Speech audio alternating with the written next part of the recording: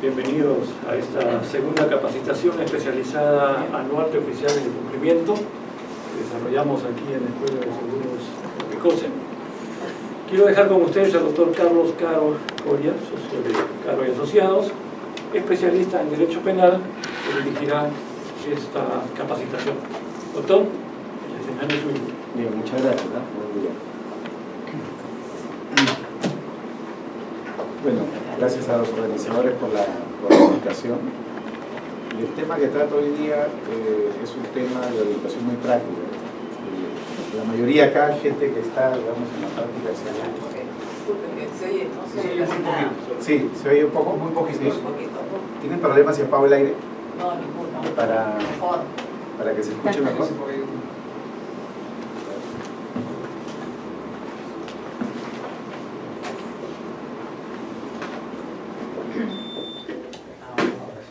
Es mejor así, creo.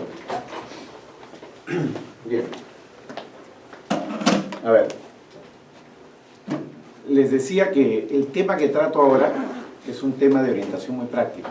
O sea, hay detalles evidentemente legales, hay detalles técnicos, pero mi perspectiva es muy práctica sobre el tema, porque acá no estamos entre abogados, estamos entre gente que gestiona negocios, de manera que mi objetivo es digamos, darles algunos tips en torno a cómo está funcionando este sistema de prevención y sobre todo cómo piensan las autoridades, ¿no? Que es la parte más importante a veces para el negocio. Muchas veces hay, digamos, apreciaciones teóricas, metodológicas, ¿no? Todo eso, en la medida que hayan preguntas, las podemos tratar, en la medida que haya interés, pero a mí me interesa sobre todo las cuestiones prácticas.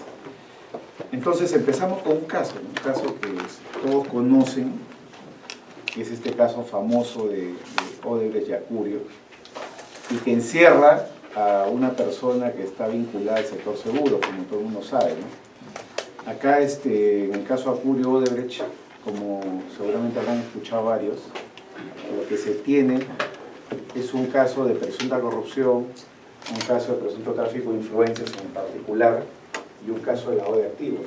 ¿Por qué? Porque según un colaborador eficaz de Brasil, que todo el mundo ya sabe quién es, pero no es barato en este caso, es otro señor, Bertolotti, señaló o le dijo a la fiscalía de que él había participado en un arreglo patrimonial o económico con el señor Acurio, que era presidente regional el año 2013, para hacer efectivo el pago de una coima de $3 millones. Esa era la coima, arreglada o pactada. Muy bien. Inicialmente en el caso, Acurio, según este colaborador siempre, le habría dicho a las personas de Odebrecht que le depositen los 3 millones en el extranjero, en una cuenta de su hermano en los Estados Unidos, frente a lo cual los señores de Odebrecht le dijeron que no, que ellos no podían depositar en la cuenta de un familiar de él porque iba a ser muy evidente que esto era un trato ilegal, ¿no? Entonces le recomendaron de que se consiga un offshore, una empresa, digamos, no domiciliada en el país, una empresa offshore, para hacer el depósito del dinero. Muy bien. El señor Acurio, en ese trato, conoce una persona, o conocía una persona que está vinculada al mundo de los seguros, al mundo del corretaje, y a esta persona le dijo que quería, digamos, que sea el receptor de ese dinero, ¿no? Al final del día, la empresa Odebrecht transfirió solo $1.250.000. Digo solo porque el trato fue por 3 millones, pero se frustró el pago de los 3 porque el señor Acurio fue revocado en el cargo en el año 2014. Entonces, como ya estaba fuera del cargo, no le completaron el pago de ese dinero ilegal, ¿no? ¿Qué tal? Bueno, entonces, ¿qué pasó? ¿Qué pasó aquí? Lo que tenemos es que, en primer lugar, tenemos a empresas no domiciliadas. En el caso de Odebrecht fue la empresa Cleanfield. En el caso de este particular, vinculado al mundo del corretaje, es la empresa Wiersel. Esto está en los medios de prensa, así que no hay mayor novedad como dato informativo. Por otro lado, tenemos el uso de la banca internacional, un contrato ficticio. ¿Por qué un contrato ficticio? Porque para justificar el pago de Cleanfield a Wiersel, lo que se hizo fue poner un contrato de servicios que se estarían prestando a esta empresa con la finalidad de que esto pueda pasar, digamos, más o menos desapercibido o justificado a nivel de la banca internacional, ¿no? ¿Qué tenemos, no? También acá, en este caso, sujetos obligados, ¿no? Porque si bien esto no era un caso de actividad de corretaje, no es un caso, digamos, de fraude de seguros o de corrupción en el mundo de los seguros, había por medio un contrato, ¿no? Un contrato elaborado por el abogado de un estudio de abogados importante, estudio que fue allanado en el mes de mayo, ¿no? Justo el 17 de mayo de este año se produjo el allanamiento en las oficinas de este estudio de abogados. Entró la fiscalía con los policías, levantaron documentos, levantaron información para corroborar, digamos, el dicho de esta persona, ¿no? Claro, entonces hay que recordar que desde el decreto legislativo 1249, que fue aprobado por el gobierno en noviembre del año pasado, los abogados ahora son sujetos obligados a reportar operaciones sospechosas. Ustedes como corredores de seguro también lo son, desde hace un montón de tiempo, ¿no? Pero se van sumando a la lista más nuevos personajes, ¿no? Entonces, de por medio estaba la banca, que son sujetos obligados, de por medio estaban los abogados, ¿no? Que elaboraron el contrato. Muy bien. Y estos abogados en general, muy bien, están sujetos a una regla del decreto legislativo 1249, que es la regla según la cual, si tú eres abogado y como abogado estás metido en el negocio inmobiliario, en el negocio financiero, o estás metido tú en el negocio corporativo en general, es decir, constituyes empresas, manejas empresas, gerencias empresas, integras directorios, entonces tu rol de abogado pasa a ser también el rol de gestor. Por lo tanto, según la legislación, según este 1249 que he mencionado, el abogado se convierte en sujeto obligado a, primero, contar igual que ustedes, ¿no? Con un sistema de prevención del lavado de activos, tener un oficial de cumplimiento y reportar operaciones sospechosas, ¿no? En este caso concreto nada de eso ocurrió, evidentemente. El estudio de abogados en mención no tenía un sistema de prevención, pese a ser un estudio importante, grande, conocido, no tenía un sistema de prevención, digamos, no estaba, digamos, en el cumplimiento de la legalidad, ¿no? Al punto que en Semana Económica, un mes después, es decir, en junio, sale una publicación de uno de los socios del estudio que dice que han contratado, digamos, a un headhunter para contratar a un oficial de cumplimiento, porque recién lo van a implementar, ¿no? Pero entonces, como verán ustedes, hay varias barreras, ¿no? Hay varias barreras, o sea, para el lavado de activos hay en verdad muchas barreras. Las barreras son en verdad bastante conocidas, ¿no? La primera son los bancos. La primera barrera son los bancos. Porque este es un caso que se bancarizó. Este es un caso donde 1.250.000 pasaron por el sistema financiero. Entonces, si uno se pone a pensar en detalle, este es un caso que nunca debió ocurrir si es que los bancos hubieran hecho bien su trabajo. Porque los bancos, al momento en el cual hacen esa transferencia entre estas dos empresas offshore, los bancos con un nivel mínimo de cumplimiento, ni siquiera estoy hablando de un nivel elevado de cumplimiento, un nivel mínimo de cumplimiento, deberían haber tenido esta operación. Porque si estamos hablando de una empresa offshore, ¿qué es lo que tienen que hacer? Según la regulación, ojo, según la regulación, porque el banco en el cual esto digamos, el banco que recibió el dinero, por ejemplo, de un banco que operaba en Panamá, el banco del cual se transfirió era un banco de las Islas Vírgenes, muy bien, todos sujetos supuestamente a las normas internacionales, y a la hora de la hora, los bancos no hicieron su trabajo. Si los bancos hubieran hecho su trabajo, lo primero que tendría que haber hecho es decirle al transferente, oiga, identifícame bien quién es la empresa receptora, ¿no? No, que acá está su constitución. No, yo no quiero saber su constitución solamente, quiero saber quiénes son los apoderados. Acá están los apoderados. Y tú le hubieras dicho, no, quiero saber quién opera la cuenta. En verdad, una transferencia con un alto nivel de cumplimiento implica conocer quién es el destinatario final. Pues claro, tú ves al otro lado un ente, ¿no? Ves al otro lado un ente, un offshore, que tiene los apoderados, representantes del offshore. Pero otra cosa es quién es el apoderado del banco. No sé si me comprenden. El negocio de las offshore es un negocio millonario en el mundo. Es un negocio que implica tráfico de dinero a bajo costo, con el cual puedes evadir impuestos, puedes guardar tu plata, tus ahorros, hacer negocios lícitos, puedes evitarte que en tu país se enteren cuánta plata tienes para evitar que los secuestradores te quiten tu dinero, pero también lo puedes usar para cubrir corrupción, para lavar activos, para no pagar impuestos. Es decir, las offshore son un vehículo multiuso, ¿no? Puedes usarlo para cosas lícitas o para cosas ilícitas, ¿no? Entonces, siempre las reglas de transparencia no han pasado más allá de la barrera de saber quiénes son los apoderados o representantes de la offshore en los registros públicos. Pero muy distinto es quién es el apoderado en el banco. Cuando tú vas al apoderado en el banco, en verdad estás a un paso o ya conoces quién es el verdadero destinatario, quién es el que está detrás, ¿no? El rasquigana, ¿no? Es como en la lotería, ¿no? Entonces, si tú estás metido en el negocio seguro y un día operas con offshores, la pregunta no es quiénes son los apoderados, quiénes constituyeron la empresa, eso es fácil, eso es, digamos, normal. Y te puede dar incluso con la sorpresa de que estas personas no solo aparezcan siendo apoderados o constituyentes de esa empresa, sino de un montón de empresas. Yo recuerdo un caso, aquí en Perú, donde a un empresario importante, el negocio agroindustrial, lo procesaron por lavado de activos, porque la offshore con la cual él operaba y la cual él era el beneficiario, se la habían constituido en Panamá. Y la empresa, los estudios de abogados que le habían constituido, no era Mossack y Fonseca por si acaso, sino otro estudio, los tantos que hay en Panamá que trabajan como offshore, esta empresa de abogados la había constituido usando los mismos apoderados para 40 o 50 empresas en el mercado.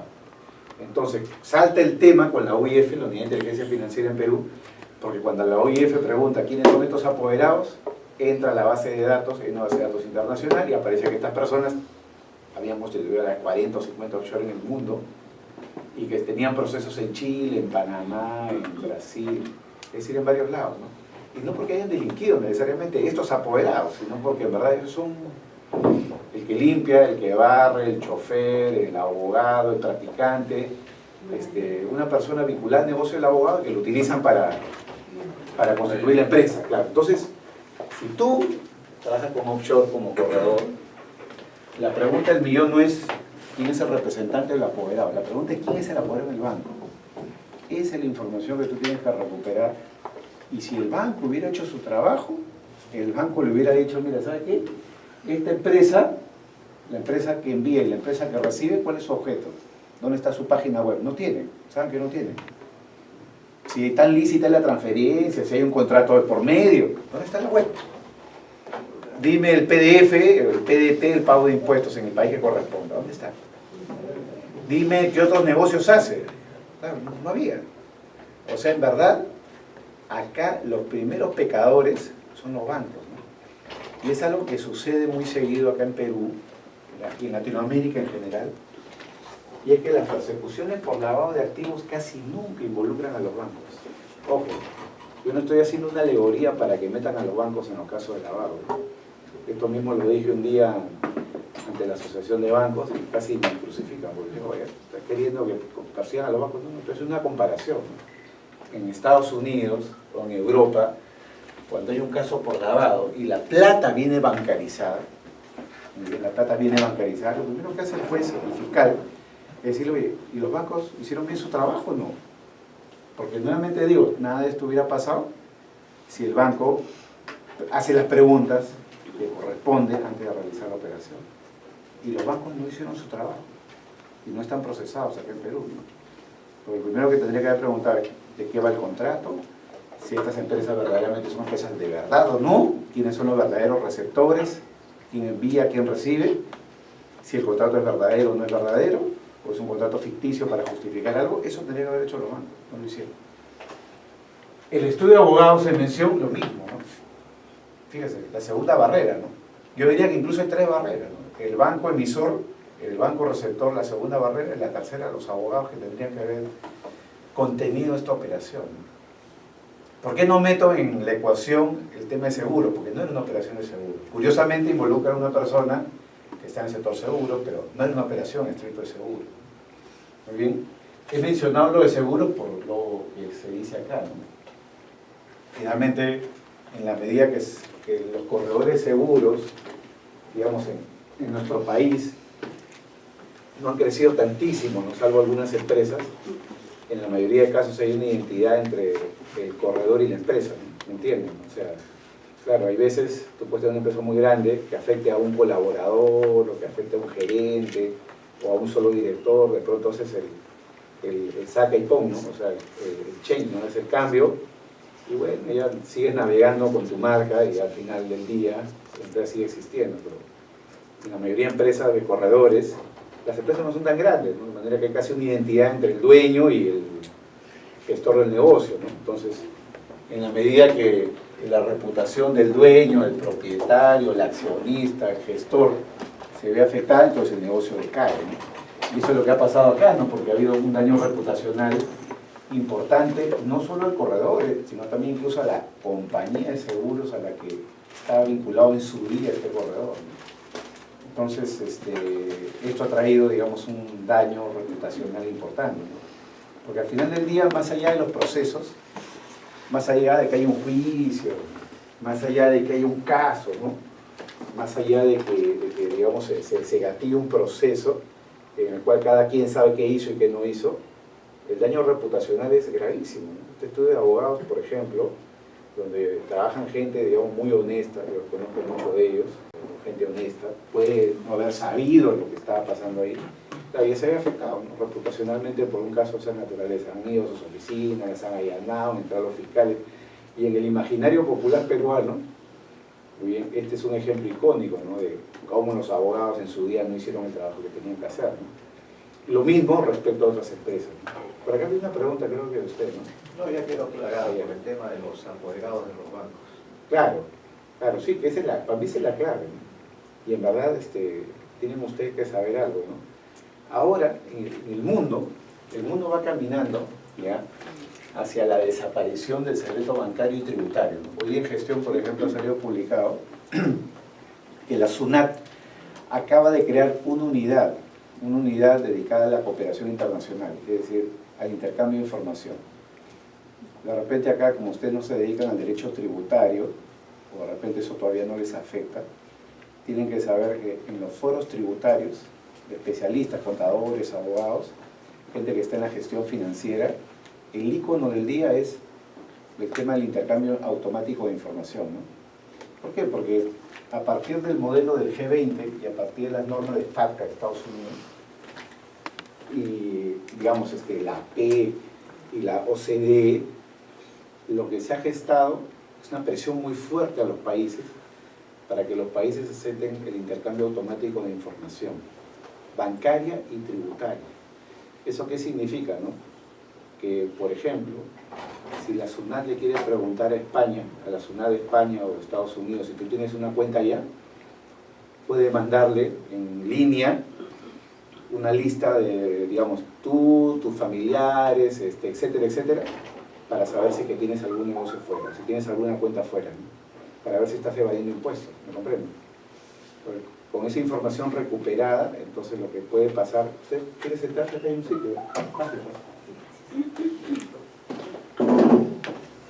O acá hay un sitio, no puede caminar, ¿no?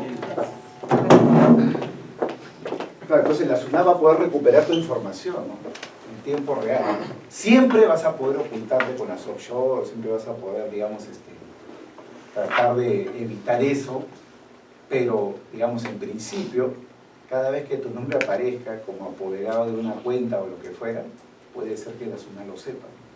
Entonces, hacia eso está caminando el mundo y se supone que eso se va a gatillar con todo a partir del 2018. Y por eso que han venido también los temas de las amnistías, ¿no? Acá en Perú estamos, digamos, en mitad del proceso, que termina ahora el 31 de diciembre, digamos. Sí. Mil disculpas por el retraso. ¿Perdóname? Mil disculpas por el retraso. No, por favor, encantado. Justamente habló de los offshore. Ajá. Como no lo he escuchado, no sé de qué se trata.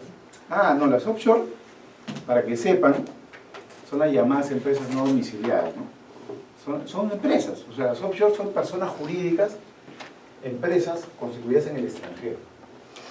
No hay un catálogo de offshore, o sea, no hay un manual de las offshore. Las offshore están regidas por la legislación de cada país, ¿no?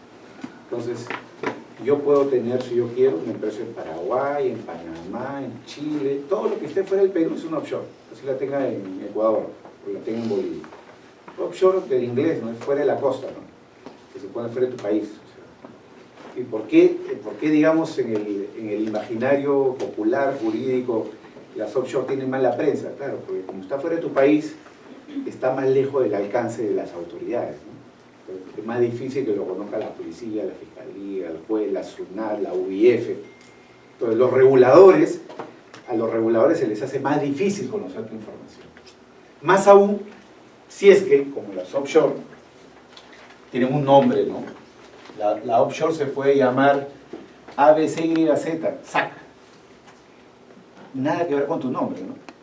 Nada que ver con tu nombre, ¿no?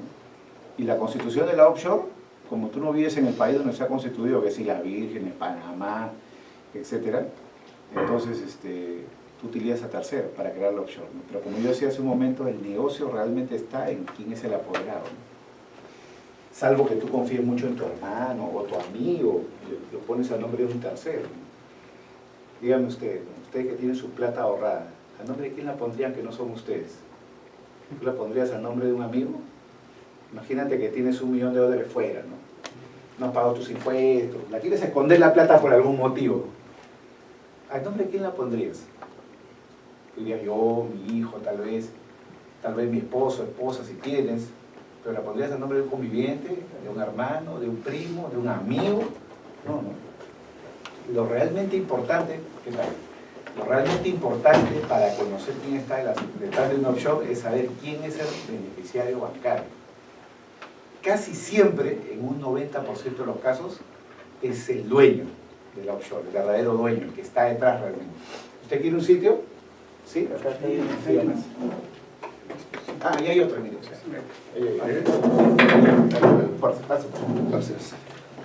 Entonces, ahí está el negocio, ¿no? O sea, realmente saber quién está detrás, ¿no?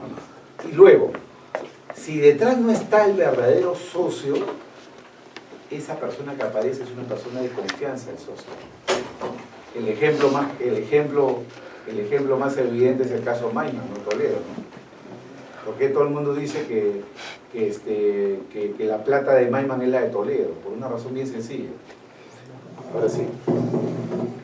Por una razón bien sencilla, ¿no? Por las relaciones de amistad que tienen Toledo con Maiman. ¿Qué? Sí.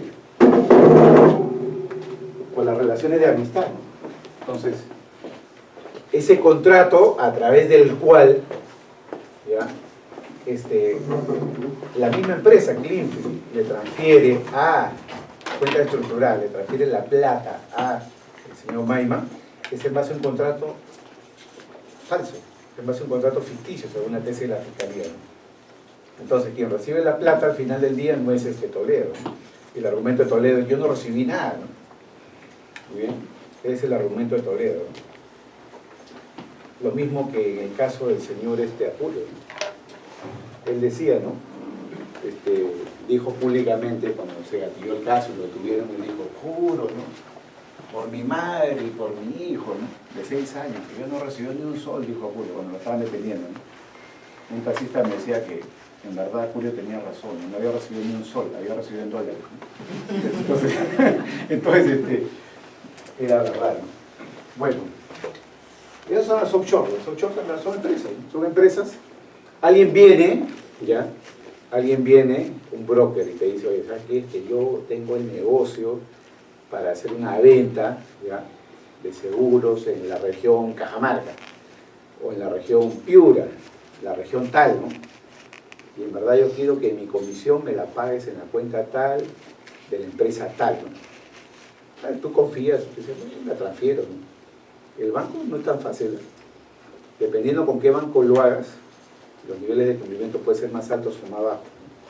O sea, te pongo un ejemplo: Scotiabank, BBV, así como hay las Big Four, las auditoras grandes, hay los 5 bancos más grandes, ¿no? Si vas a los 5 bancos más grandes, lo primero, no te van a pasar la operación, te van a decir quién es el verdadero receptor, ¿no? De dónde viene este negocio, a dónde va, de dónde viene, ¿me comprendes? Va a tener que justificar eso, ¿no? Y si la operación ya está hecha, te pueden hacer un reporte de operación sospechosa y el caso se va a conocer recién en 3 años más o menos, aproximadamente, ¿no? Porque la Fiscalía se tarda en abrir los procesos. ¿Algún comentario hasta acá? ¿No? Vamos a lo siguiente. Vamos a lo siguiente. ¿Qué tal? A ver. Esto es algo sobre lo cual vale la pena hablar, ¿no? ¿Qué herramientas usa la Fiscalía siempre para perseguirte, ¿no? La respuesta en general es muy simple, ¿no? La respuesta en general es muy simple. Usan tu propia información. Usan tu propia información. Les doy un dato, ¿no? En los casos importantes, no en todos los días ni en todos los procesos, en los casos más importantes, por ejemplo, los casos de Odebrecht, donde hay una fiscalía especial, hay todo un piso entero, como, digamos, son como 40 o 50 personas trabajando para los casos de Odebrecht, que son, creo que no llegan ni a 20 los casos de Odebrecht, que son expedientes muy voluminosos, muy complejos. En ese tipo de casos, por ejemplo, la Fiscalía tiene una unidad de redes sociales. O sea, por ejemplo, ¿no?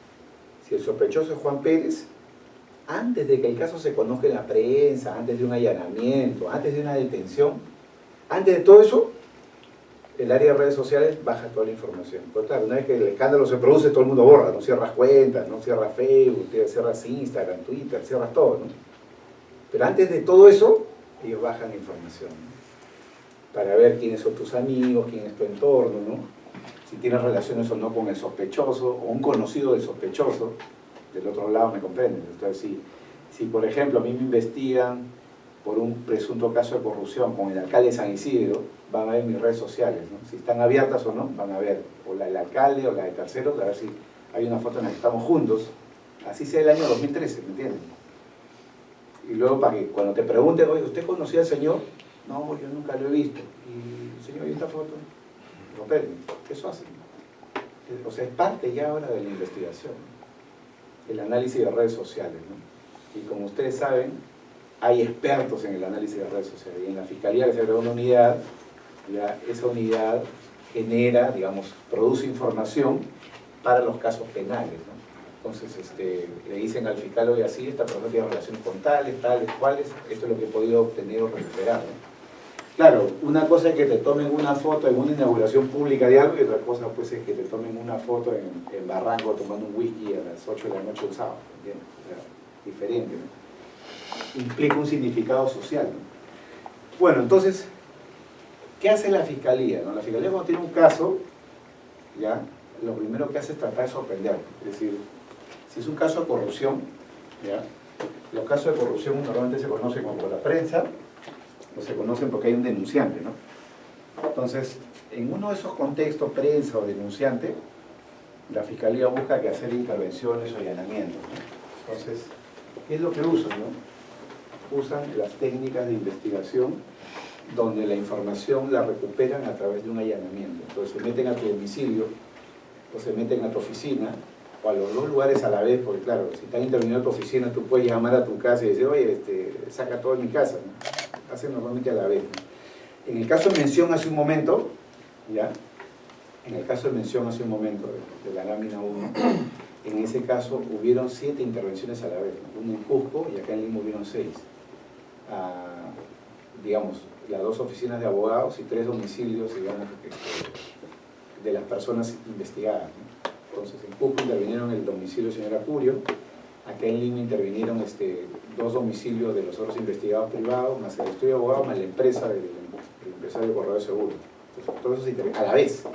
O sea, todos los allanamientos empezaron el día 17 de mayo a las 8 de la mañana, ¿no? Todos a la vez en paralelo, ¿no? Evidentemente es un caso grande, ¿no? Eso no se puede hacer todos los días. ¿Pero a qué van? Van y buscan USBs. En los USBs que uno tiene tirados ahí hay veces tienes cosas que son tuyas, ¿no? Hay veces fotos privadas, documentos privados, ¿no? Pero hay veces también tienes información que puede ser valiosa para la Fiscalía, ¿no? Se llevan los USB, discos duros, laptops, se llevan las tablets, celulares, se lo llevan. Todo eso se lo llevan. Se lo llevan, lo lacran y luego lo pueden utilizar en el proceso según lo que tú vayas narrando, contando lo que la Fiscalía puede sospechar. Entonces, ojo que los correos electrónicos tienen un protocolo judicial, o sea, no es tan fácil como que alguien se aparezca con una impresión de un correo, un fiscal se aparezca con una impresión de un correo y diga, impresión del correo, el correo prueba tal cosa. El correo impreso no sirve para nada. Ustedes habrán escuchado del caso de Fujimori, ¿no? Su abogado dice, ya lo habían sentenciado un año antes, ¿no? Porque el juez supremo estaba en comunicación con unos abogados, profesores de la Universidad de Alicante. ¿Han escuchado, no, el caso?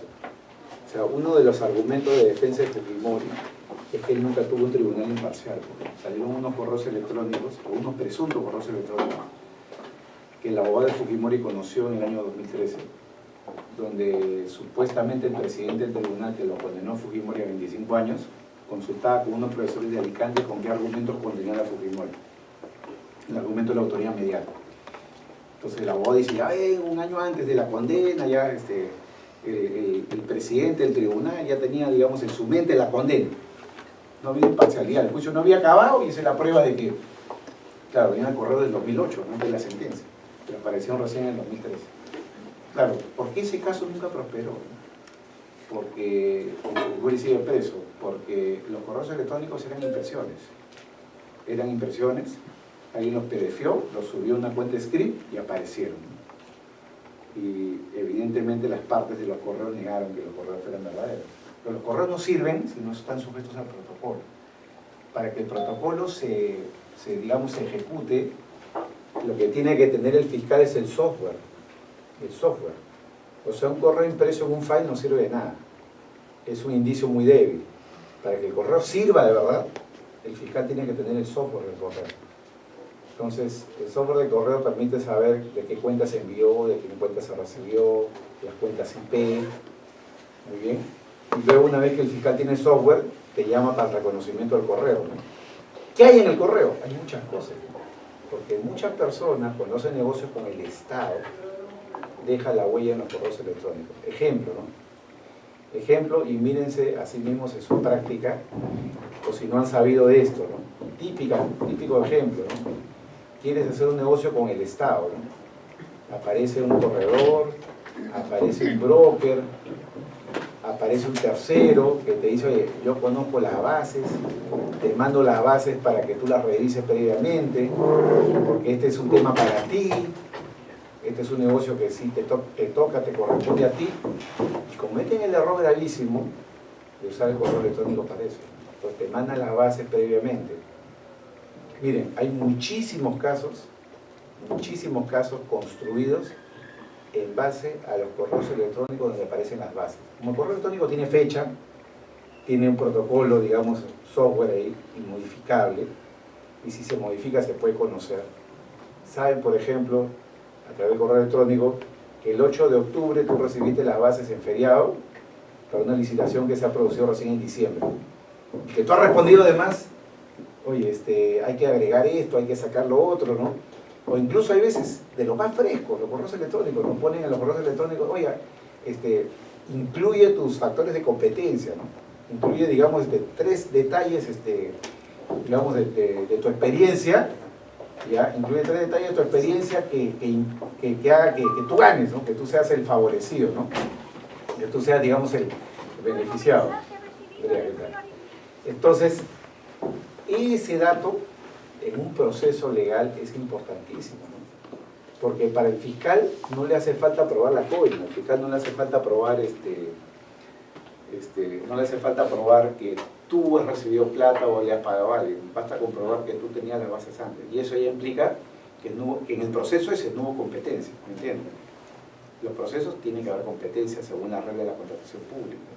Cuando no hay competencia porque tú has elaborado las bases siendo el posterior, entonces ya el fiscal tiene un caso construido. Un ejemplo muy curioso se produjo en Arequipa, ¿no? Año 2015. En Arequipa, cuando licitaron la famosa carretera La Joya, Arequipa-La Joya, una carretera que creo que tenía 50 kilómetros, 100 kilómetros, hicieron una licitación por cerca de 100 millones de soles. Entonces, había un empresario arequipeño, ¿ya?, que estaba participando en el negocio porque él tenía el contacto con la región. ¿Me siguen, no? Claro, pero entonces el empresario arequipeño, que era un constructor pequeño, no tenía la experiencia para ganar el contrato, no tenía la experiencia. Entonces, él sabía que para esa cantidad de plata él no podía ganar solo. Entonces, se alió con un grupo español, se consorció con un grupo español, se consorció con un grupo español, y con el grupo español acordaron de que él no iba a hacer nada más que recibir su comisión, ¿no? El iba a recibir una comisión. Sucede que los españoles ganaron la licitación, pero nunca le pagaron su comisión. Y este señor, el arequipeño, muy resentido evidentemente porque le debían plata, sacó $1 millón que no le habían pagado los españoles, para decirlo en peruano, le habían metido cerrojo, no le habían pagado. Fue y los amenazó y le dijo, ¿saben qué? Si no me pagan, yo voy donde el fiscal a hablar. ¿Qué le dijeron los españoles? Ah, voy donde el fiscal. Porque los abogados le dijeron, no va a ir, porque si él va, también él se va preso. No fue así, fue donde el fiscal. Se convirtió en colaborador eficaz y le dijo al fiscal, ¿sabe qué? Esta licitación está amañada, acá está mi hotmail, acá está mi password, entre usted, abre usted la cuenta, ahí están todos los correos electrónicos. Toditos están copiados. Gente del Ministerio de Economía y Finanzas, gente de la región y todos los privados que querían participar en el consorcio.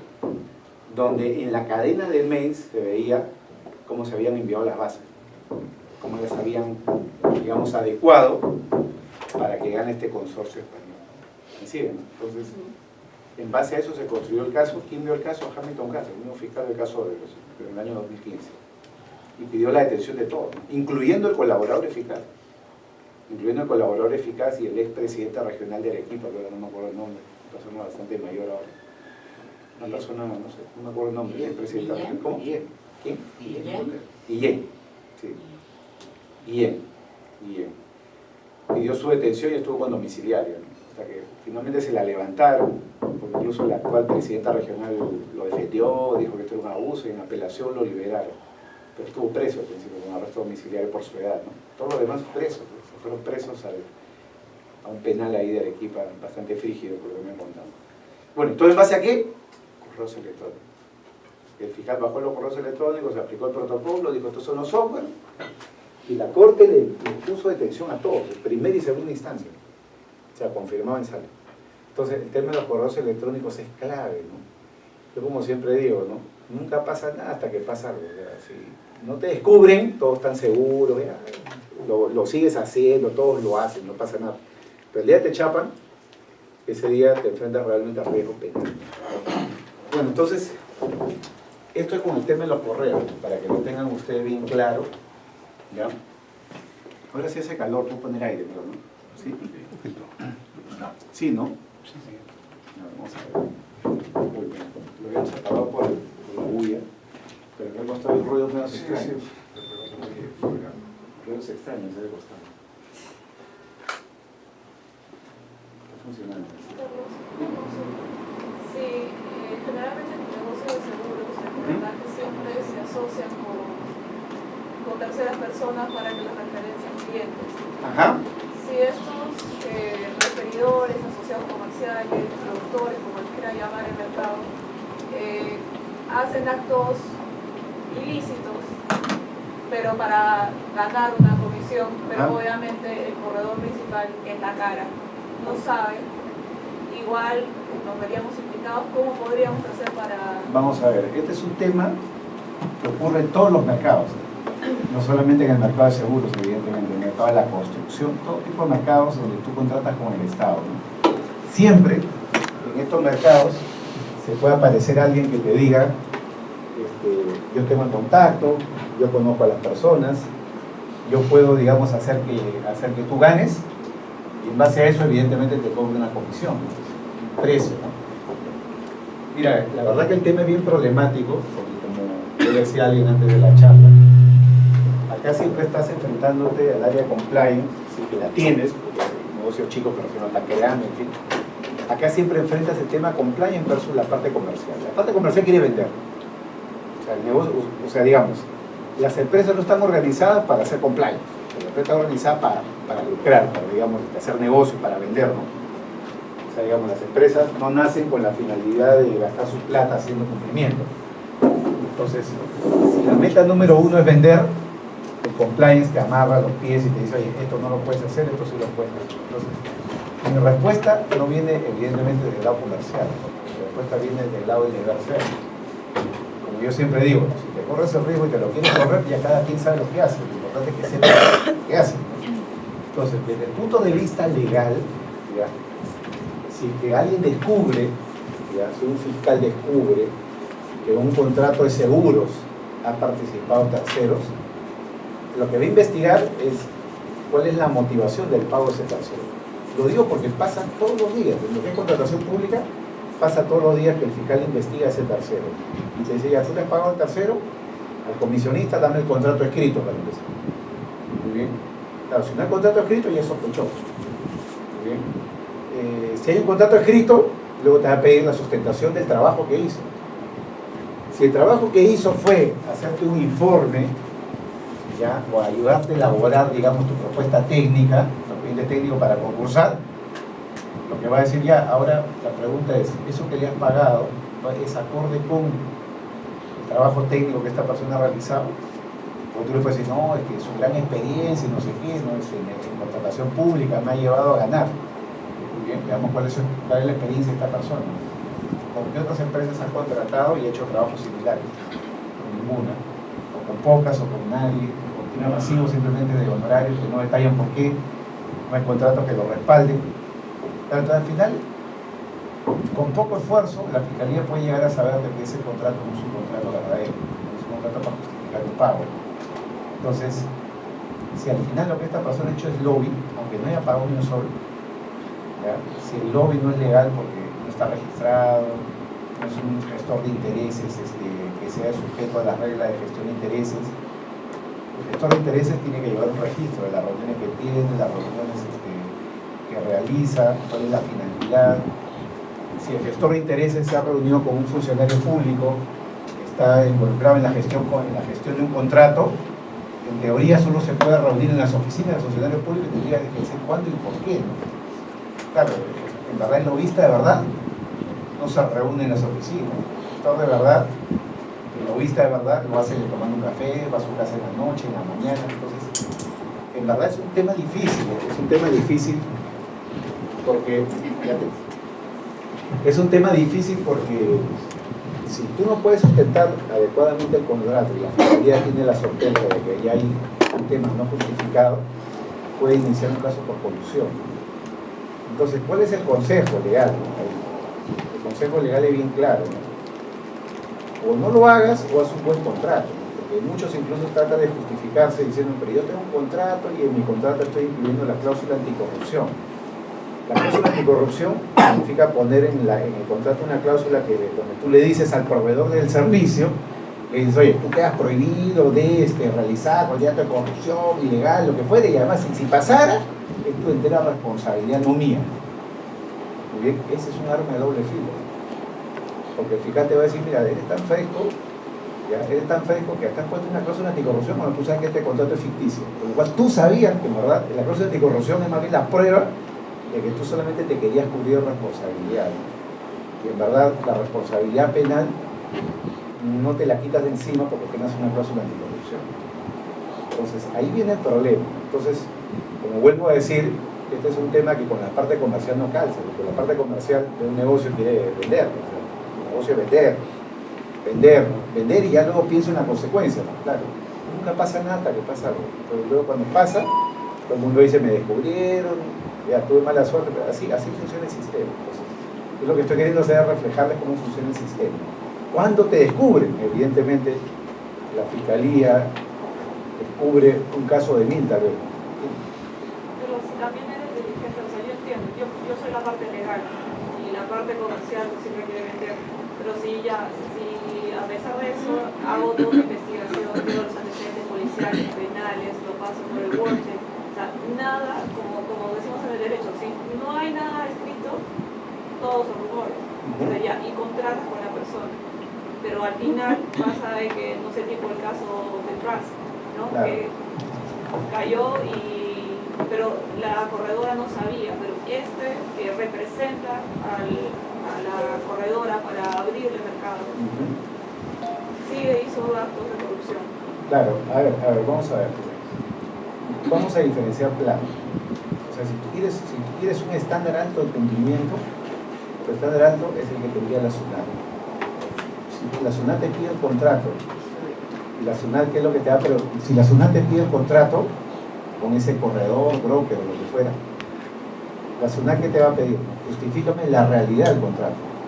La pregunta es, ¿tú puedes sustentar la realidad del contrato? Más allá de las buenas intenciones, más allá de que esta persona era limpia en el sistema, gozaba de prestigio, buena fama. Pregunta, ¿no? ¿La SUNAT pasaría ese contrato o no pasaría ese contrato? ¿Me comprenden? Ese es más o menos el estándar de los fiscales. El estándar de los fiscales es, para que un contrato sea real, la carga de la prueba la tienes tú. Entonces, me puede probar que hay un contrato, me puede probar que hay un pago bancarizado, me puede probar que esta persona estaba limpia en el sistema, pero ¿me puede probar qué servicio dio? ¿Comprendes? ¿Me puede probar por qué cobró esa cantidad, si esa cantidad se acorde del mercado? ¿Comprendes? Ahí está el tema, ¿no? Y muchas veces estos lobistas cobran plata por hacer cosas que no quieren registrar, porque se reúnen, porque comen, porque cenan. En algunos casos pagan coimas, en algunos casos no todos. Hay veces hay cosas que salen porque tienen que salir, ¿no? Pero es una buena contraparte, entonces tienes que ganar, puede ser mejor, puede ser. Pero hay veces sin esta facilitación el tema no sale, ¿no? Fíjate que este mismo tema que tú has mencionado es un tema que se viene discutiendo mucho a nivel de la OCDE, porque a nivel de la OCDE, en Estados Unidos en particular, hay una cosa que se llama los facilitation payments, ¿no? Los pagos de facilitación, ¿no? En Estados Unidos, en teoría, es un tema teórico, no es un tema práctico. En Estados Unidos, en teoría, si tú le pagas a un funcionario público plata para que te lo haga más rápido, eso no es delito, en teoría. Esos son los facilitation payments, ¿no? Los pagos de facilitación. No estamos hablando de que tú le pagas la gasolina al policía para que vaya a tu casa a ver si a chapar ratero, ¿no? Estamos hablando de pagarle plata porque cumpla con su trabajo, ¿no? Eso es lo que acá en Perú denominamos, acá sí es delito, clarísimamente, ¿no? Es el delito del cohecho impropio. Cohecho impropio cuando tú le pagas a un funcionario por hacer algo que él tiene que hacer de todas maneras, ¿no? Entonces, si tú le pagas algo para que haga lo que tiene que hacer, el aceitar la maquinaria, no estás torciendo la ley, pero digamos, estás acelerando un proceso, aceitar la maquinaria, eso que pero es delito. En Estados Unidos en teoría no es delito. Digo en teoría porque en la realidad sí lo es, ¿ya? Porque pese a que este tema se ha discutido, todos los sistemas de compliance en Estados Unidos ya han incorporado lo que es prevención de los pagos de facilitación. A raíz de la FCPA, como esto es delito en muchos países, puede ser en consecuencia dentro de los Estados Unidos. Por ejemplo, ¿no? Una empresa que lista en la bolsa de Nueva York, ¿no? Una empresa que está sujeta a la FCPA, la Foreign Corrupt Practices Act, es una empresa que puede ser perseguida en los Estados Unidos por un pago de facilitación realizado en Perú o realizado en Argentina. ¿Por qué? Porque en estos países está clarísimo que es delito. Por eso que en los Estados Unidos eso se ha incorporado dentro del esquema de cumplimiento. Pero nuevamente digo que esto es deber ser. Esto es deber ser. En la realidad ya sabemos cómo funcionan las cosas. Entonces el estándar con el que te va a juzgar la fiscalía es el estándar de la SUNAT más o menos. La SUNAT, como ustedes saben, es bien fastidioso, ¿no? Y cuando te quiera desconocer un contrato para decir de que detrás hay un IGB falso, detrás hay un gasto reparable, ¿no? ¿Qué expresión usa, no? Todos saben acá, ¿no? ¿Qué expresión usa la SUNAT, no? ¿Saben o no saben? Cuando la SUNAT te quiere desconocer una operación, ¿qué te dice, no? ¿Qué expresión usa, no? No dicen es delito, no dicen es fraudulenta, ¿no? Dicen son operaciones no fehacientes. Esa es la expresión no fehaciencia, significa que tú no le has convencido. ¿Por qué? Porque el Tribunal Fiscal ha dicho en muchas sentencias de hace 20 años que la carga de la prueba sobre el objeto de un contrato de un proveedor es del contribuyente. O sea, si tú metes en tu contabilidad, si tú eres el contribuyente, si tú metes en tu contabilidad, ¿no?, un contrato, un recibo, una factura de un proveedor, la carga de la prueba de que el servicio o la venta se ha dado es tuya. La carga de la prueba no es del fiscalizador o de la SUNAT, ¿no? En la fiscalía pasa igual. Hay un contrato, la carga de la prueba es tuya. Un ejemplo, mire, no quiero entrar en tanto detalle, pero en el caso anterior que mencioné, ya que es el caso de este Julio, en los allanamientos se encontraron un contrato por $13 millones. El fiscal llamó a todas las partes a preguntarle si ese contrato se había ejecutado o no. Y era un contrato de papel para un negocio para realizarse en otra región, que es el TAC. Y todas las partes dijeron, no, nunca se ejecutó, ¿no? Contrato ficticio, no, tampoco, pero nunca hubo pago, nunca se ejecutó el contrato, el tema que no es un caso penal, no se ejecutaba, porque el contrato no se ha ejecutado. No era político. No era de, la fiscalía no investigó el caso porque el contrato no se había ejecutado. Si se hubiera ejecutado y se hubiera gatillado algún pago del Estado, habría un proceso penal. Aunque hubiera indicios de que ese contrato hubiera caminado claro, lo que pasa es que en derecho, un contrato ficticio, si no se ha ejecutado, o no ha generado perjuicio a nadie, en este caso al Estado, es un ilícito civil si quieren, pero no es un ilícito penal. Eso es lo que pasó acá. Ese es el estándar que va a aplicar la Fiscalía si es que se produce un caso.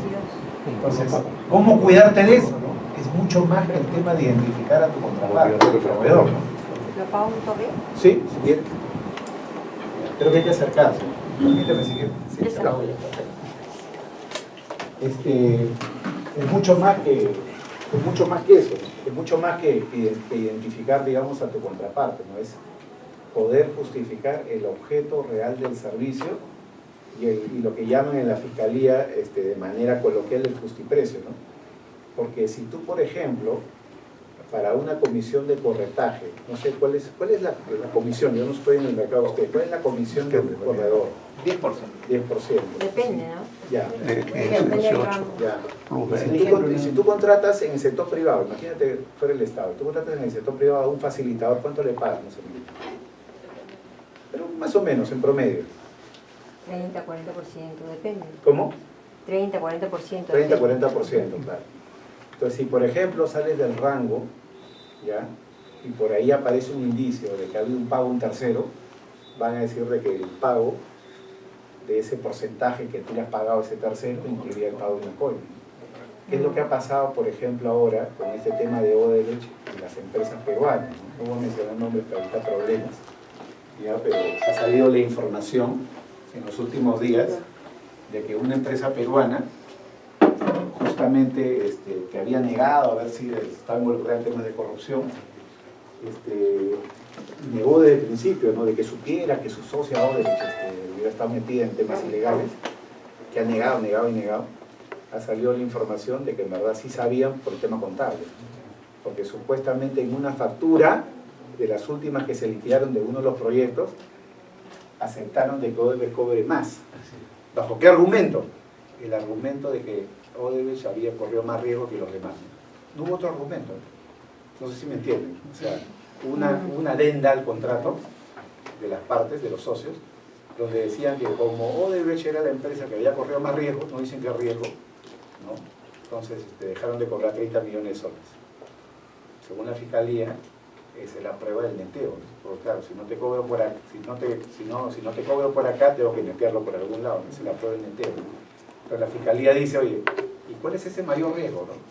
Riesgo financiero, riesgo reputacional, riesgo de qué tipo, ¿no? Claro, ya hoy día todos sabemos qué riesgo es, ¿no? Riesgo legal, ¿no? Y en verdad, para la fiscalía, esa es la prueba de un neteo, de un arreglo corrupto, según la fiscalía, ¿no? Vamos a ver cómo termina el proceso, es otra historia. Estamos hablando de qué es lo que pasa según la fiscalía, ¿no? Bien, vamos ahora sí más rápido, los SMS, los chats, las redes sociales, ya hemos hablado. Secreto de las comunicaciones, ¿no? En lo que es secreto de las comunicaciones, la información es bien simple. Tecnológicamente, las empresas de telecomunicaciones te pueden ya, captar la información de mensajería instantánea. Tecnológicamente se puede, legalmente no se puede. De hecho, un caso donde un fiscal de Huaura hace un par de meses logró una orden judicial peruana para el levantamiento del secreto de la comunicación instantánea, no lo pudo ejecutar en Perú. Fue donde las empresas de telecomunicaciones y todos le dijeron podemos, pero en verdad no podemos. Y no podemos, ¿por qué? Porque esa mensajería instantánea está sujeta a las leyes de otro país, no las peruanas. Entonces sería ilegal que yo haga eso. ¿Qué ha tenido que hacer ese fiscal?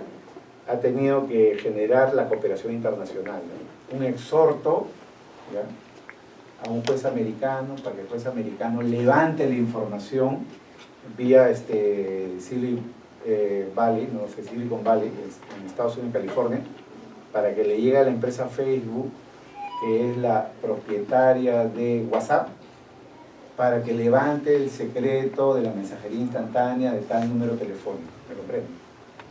Ese trámite es un trámite que puede durar años. Es un trámite que puede ser más difícil que traer a Toledo, ¿no? Porque para que un juez americano apruebe eso, tú tienes que probar que tienes un caso fuerte, porque eso implica una intromisión en tu intimidad, ¿no?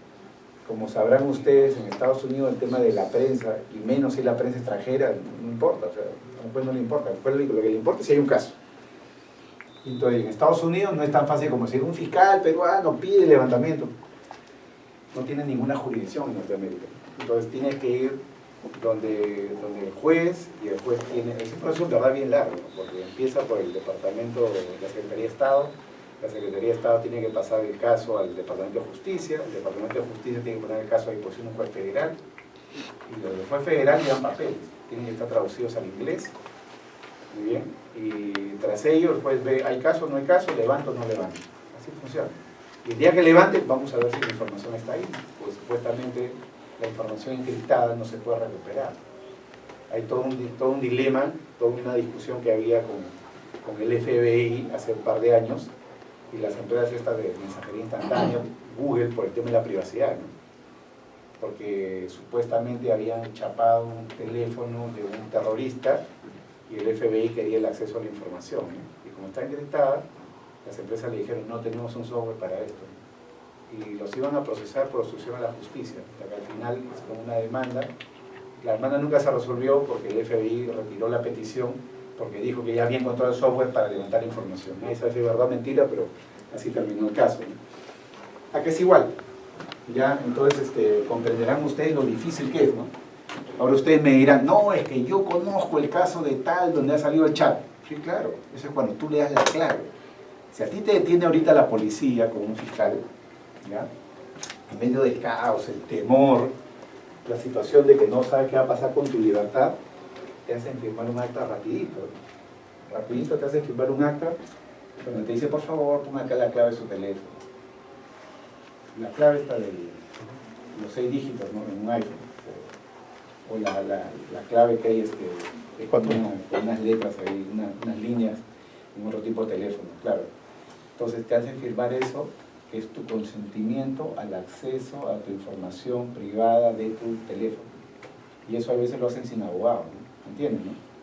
Entonces, moraleja, si uno te chapan, no es la clave para nada, ¿no? Ahí se puede enterar de toda tu vida privada, y lo peor de todo es que ya estás consintiendo, ¿no? Que estos son temas, miren, muy simples, pero que a veces la gente no sabe, ¿no? La gente del temor dice, no tengo nada que ocultar, y tú no te acuerdas que puedes por ahí tener información que te puede autoincriminar, ¿no? Entonces tú no estás obligado a entregar esa información, no estás obligado para nada. Y digamos, para un técnico informático en Perú, violar la clave de seguridad de una laptop puede ser fácil, pero de un teléfono, muy difícil, muy difícil. Entonces, esa información, ¿ya?, que se puede recuperar de los chats, por ejemplo, es información que solamente la puedes recuperar con tu ayuda, si no, no es posible, ¿no? Y lo que es secreto de las comunicaciones ya hemos hablado, y finalmente el secreto bancario y tributario, que son las técnicas simples de investigación. Lo complicado es cuando es internacional, ¿no? Cuando es transnacional, eso también es un problema para la fiscalía, ¿no? Cuando es local, los fiscales normalmente hacen una petición al juez, el juez casi en automático, ¿qué pasó? ¿Se apagó? Creo que se El cable. Está, sí. Perdón, ya.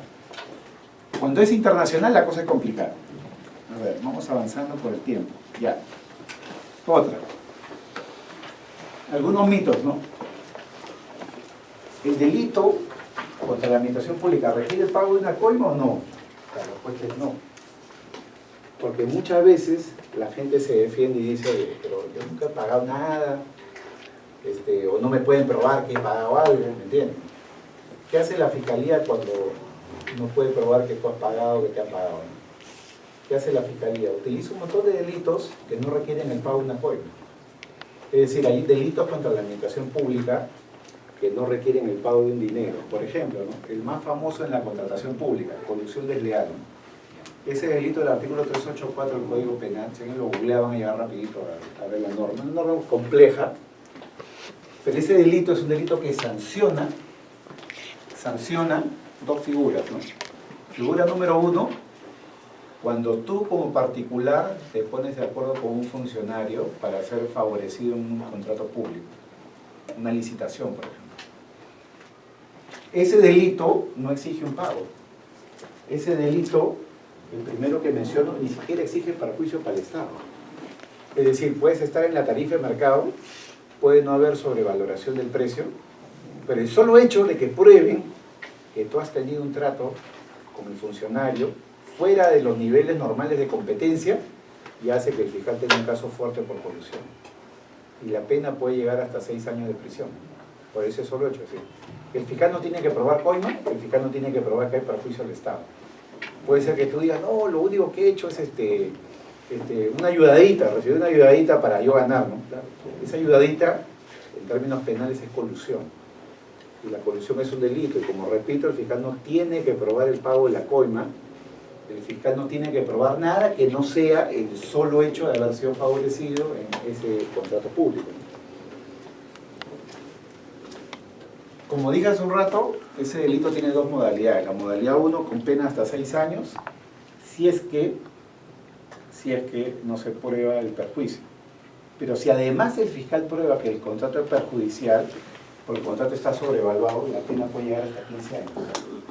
Entonces la pena ya se eleva sustancialmente, ¿no? Porque puede llegar a ser una pena de hasta 15 años de privación de la libertad, ¿no?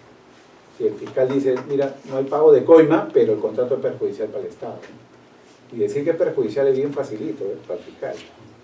Porque el fiscal, la carga de la prueba sobre el valor de mercado del bien o del servicio, en principio es tuya, ¿no? Tienes que probar que esto estaba. Y además, luego los fiscales han salido con una construcción media rara que es el daño potencial, ¿no? Y el fiscal dice, no, mira, aunque la tarifa sea de mercado y el daño potencial, y eso es un daño económico, porque significa que por la misma plata se puede contratar con otro en mejores condiciones. ¿Me comprenden, no? Entonces, con ese argumento te construyen el tema del perjuicio y te imputan algo con pena hasta 15 años, ¿no?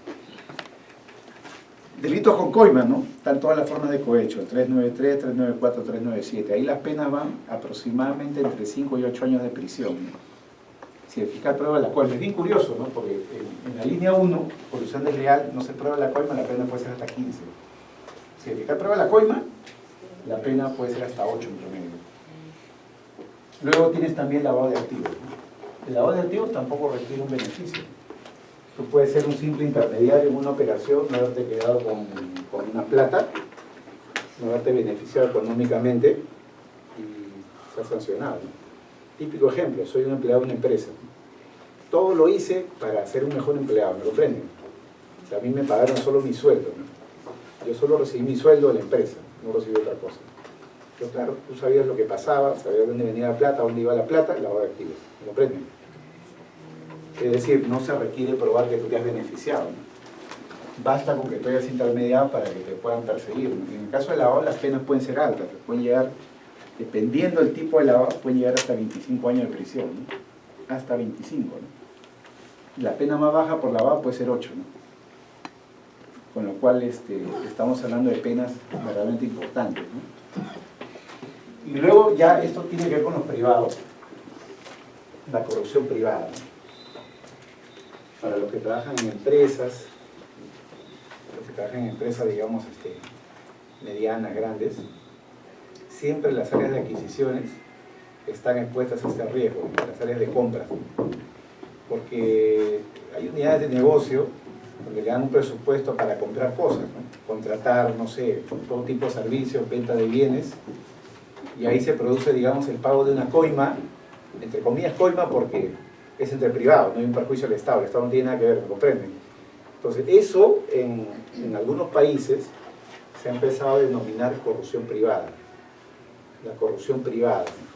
La corrupción privada es la colusión, inflar precios, sobrevaluar servicios, con la finalidad de ganarte el guito, ¿no? En empresas grandes, el compliance involucra incluso la prevención de la corrupción privada, ¿no?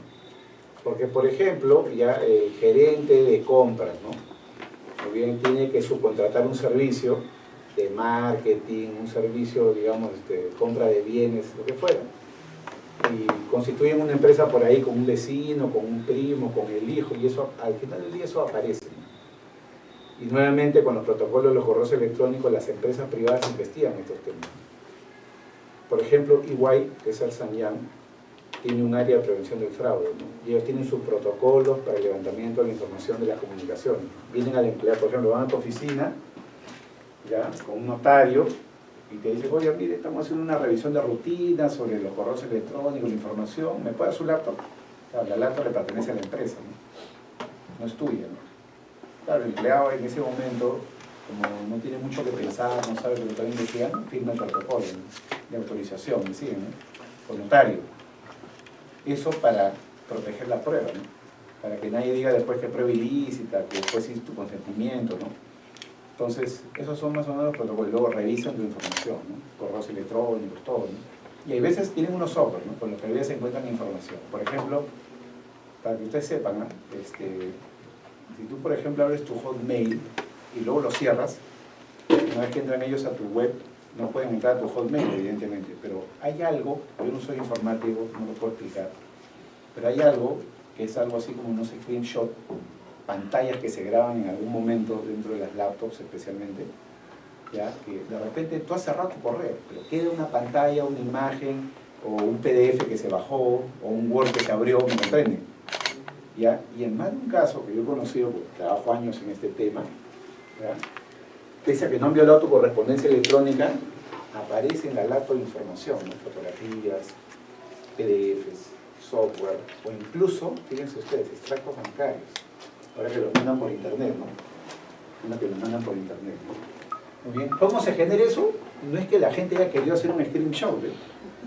No es que la gente haya tenido la intención, sino que por algún motivo informático que yo no puedo explicar, ¿ya?, pero que en la práctica sucede, hay pantallas que se graban en automático y quedan como, no sé, como archivos dentro del disco duro que se pueden recuperar, ¿no?, y que provienen de tu información privada, ¿no?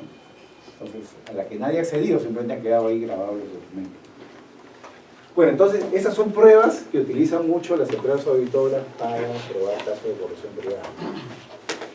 Bien, no sé si alguien quiere comentar algo. Una consultita, ¿el complaint puede estar un poquito mejor? ¿Cómo? Complaint, Sí, ¿qué tiene? ¿qué significa? Ah, ya. Esto del compliance, o complaint en verdad en inglés es una demanda, no una denuncia, en fin, pero me imagino que usted se refiere a compliance, ¿no? Sí. Claro, que se escribe compliance, ¿no? Esto de lo cual hablan todos en estos tiempos, ¿ya?, es algo, miren, bien sencillo, ¿eh? Esto no hay que complejizarlo más allá de lo necesario. Esto en traducción al español es cumplimiento, ¿no?, cumplimiento. Entonces, como decía un profesor alemán, si el compliance es cumplimiento de la ley, no hemos dicho nada, ¿no?, porque todos tienen que cumplir la ley. O sea, eso no es algo nuevo, ¿no? Si la gente dice compliance es cumplimiento de la ley, cumplimiento de la legalidad, eso en verdad no es nada nuevo. Eso es algo que lo tenemos que hacer todos desde que existen las leyes. El compliance en estricto es autorregulación, ir más allá de lo que te dice la ley que hagas. Es decir, tú tienes que autorregularte para evitar problemas, ¿no? Ejemplo, ¿no?, lo que ha pasado en el Cerro San Cristóbal el día domingo, ¿no? Muy bien. Ha aparecido la información pública de que este chofer, todos han visto el video, los que han visto el video, ¿no?, este chofer que conducía tenía un montón de multas, no sé cuántas, tenía un montón de multas, ¿no? Una empresa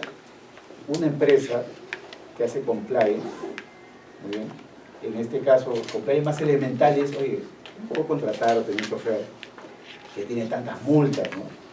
Y eso es bien fácil, entras al SAT y ahí te aparece la información, o sea, ni siquiera tienes que gastar plata, pues.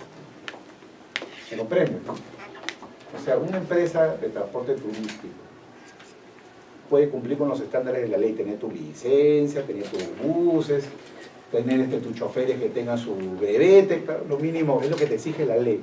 Pero la ley te exige que tú no contrates con gente que tiene tantas multas. No hay ninguna ley que lo diga. Ni una. No hay ni una. No hay ni una. Y es más, si saliera, todo el mundo va a decir que hay discriminación, que hay derecho al trabajo, y por ahí puede aparecer un amparo. una demanda, ¿no? De hecho, muy bien. Pero como tú eres un privado, tú te puedes autoimponer la regla según la cual yo no quiero contratar con gente que tenga multas, ¿no? Y si alguien tiene una multa, que venga y me la explique, ¿no? Y si este señor tenía, no sé, 10, 15, 20 multas, que venga y me las explique. Eso es cumplimiento, ¿no? Es ir más allá de la ley. Cumplir la ley, eso no es cumplimiento, eso es legalidad simplemente. Entonces, en materia de prevención del lavado de activos, ir más allá de la ley es lo que estamos hablando con la colega, ¿no? Con Andrea, ¿no? Claro, la ley te dice que tú tienes que analizar en estricto todo lo que digan los contratos y solo contratar de manera pulcra y cristalina. No, la ley te dice que tus contratos tienen que ser lícitos, la ley te dice que tus contratos tienen que ser verdaderos, muy bien. La ley no te dice más, ¿no? ¿Cómo tú te organizas para evitarte problemas a futuro? Eso es cumplimiento, ¿no? Y en el caso de los corredores seguros, el riesgo más alto está en la contratación con el Estado. Por eso casi todos los ejemplos que he puesto son de, digamos, contratación pública, ¿no? Porque, digamos, cuando es entre privados, ya, pues, digamos, ya no le gustaste a la empresa tal, ya dejará de trabajar contigo, no hay más consecuencia que la resolución contractual. Y si siente que le has hecho daño, en el peor de los casos te demandarán civilmente. Pero la parte penal no es así, ¿no? La parte penal con el Estado no basta con una resolución de contrato, sino puede ir acompañado eso de una denuncia penal, ¿no? Y es ahí donde el tema se complica, porque claro, no es algo que está en tu mapa, ¿no? En tu mapa está, bueno, gano el negocio, no lo gano, cobro hoy día, no cobro, vendo mañana a otro lado, ¿no? Eso está en tu esquema, digamos, de negocio. Pero lo que no está en el mapa hay veces es el tema de la parte penal, ¿no? Porque si tú contratas con el Estado, ¿ya? Y descubren, ¿no? Y la posibilidad de que descubran a veces es muy baja, pero si pasara, muy bien, si pasara, lo que va a suceder es de que te puedes ver expuesto a un problema legal, ¿no? Ahora, esto del compliance también es un tema de futuro, porque lo que va a pasar es que los mercados se van perfeccionando y se vuelven más exigentes al momento de la contratación, ¿no? Por ejemplo, ¿no? Todos los abogados ahorita están en la carrera de obtener su ISO 37001, ¿no? Esto de acá, que ustedes tienen, ya, fue publicado en el Peruano el 4 de abril de 2017. El INACAL, que es el Instituto Nacional de Calidad, ha aprobado, digamos, la llamada norma técnica peruana, que es el ISO 37001. ¿Qué es esta cosa? Esta cosa que está acá. Tienes que pagar tus 90 soles para bajarlo al internet. Es bien curioso, ¿no? Porque se supone que el Estado quiere prevenir la corrupción, pero tienes que pagar 90 lucas para tener tu manual de anticorrupción. Bien curioso. Para mí es una contradicción, ¿no? Y además el INACAL es el Estado. El INACAL no es una entidad privada, ¿no? No es el ISO, es el INACAL, el Instituto Nacional de Calidad, ¿no? Que pertenece al Ministerio de la Producción. O sea que al final del día tienes una norma técnica de calidad que está publicada en la página web del INACAL. Y entonces esa norma técnica es una, digamos, peruanización del ISO Internacional 37001, ¿no? Yo en particular soy muy crítico del ISO, ¿no? Soy muy crítico del ISO. El ISO 37001 es un ISO muy limitado, ¿no? Solamente a lo que es soborno, ¿no? Por lo tanto, que eso está pensado muy en el tema OCDE, ¿no? Que es el tema del soborno. Pero solamente está pensado en el soborno, para decirlo de otra manera, ¿ya? Para decirlo de otra forma, solo está pensado en la línea 2. La línea 2, ¿no? Delitos con coima, cohecho.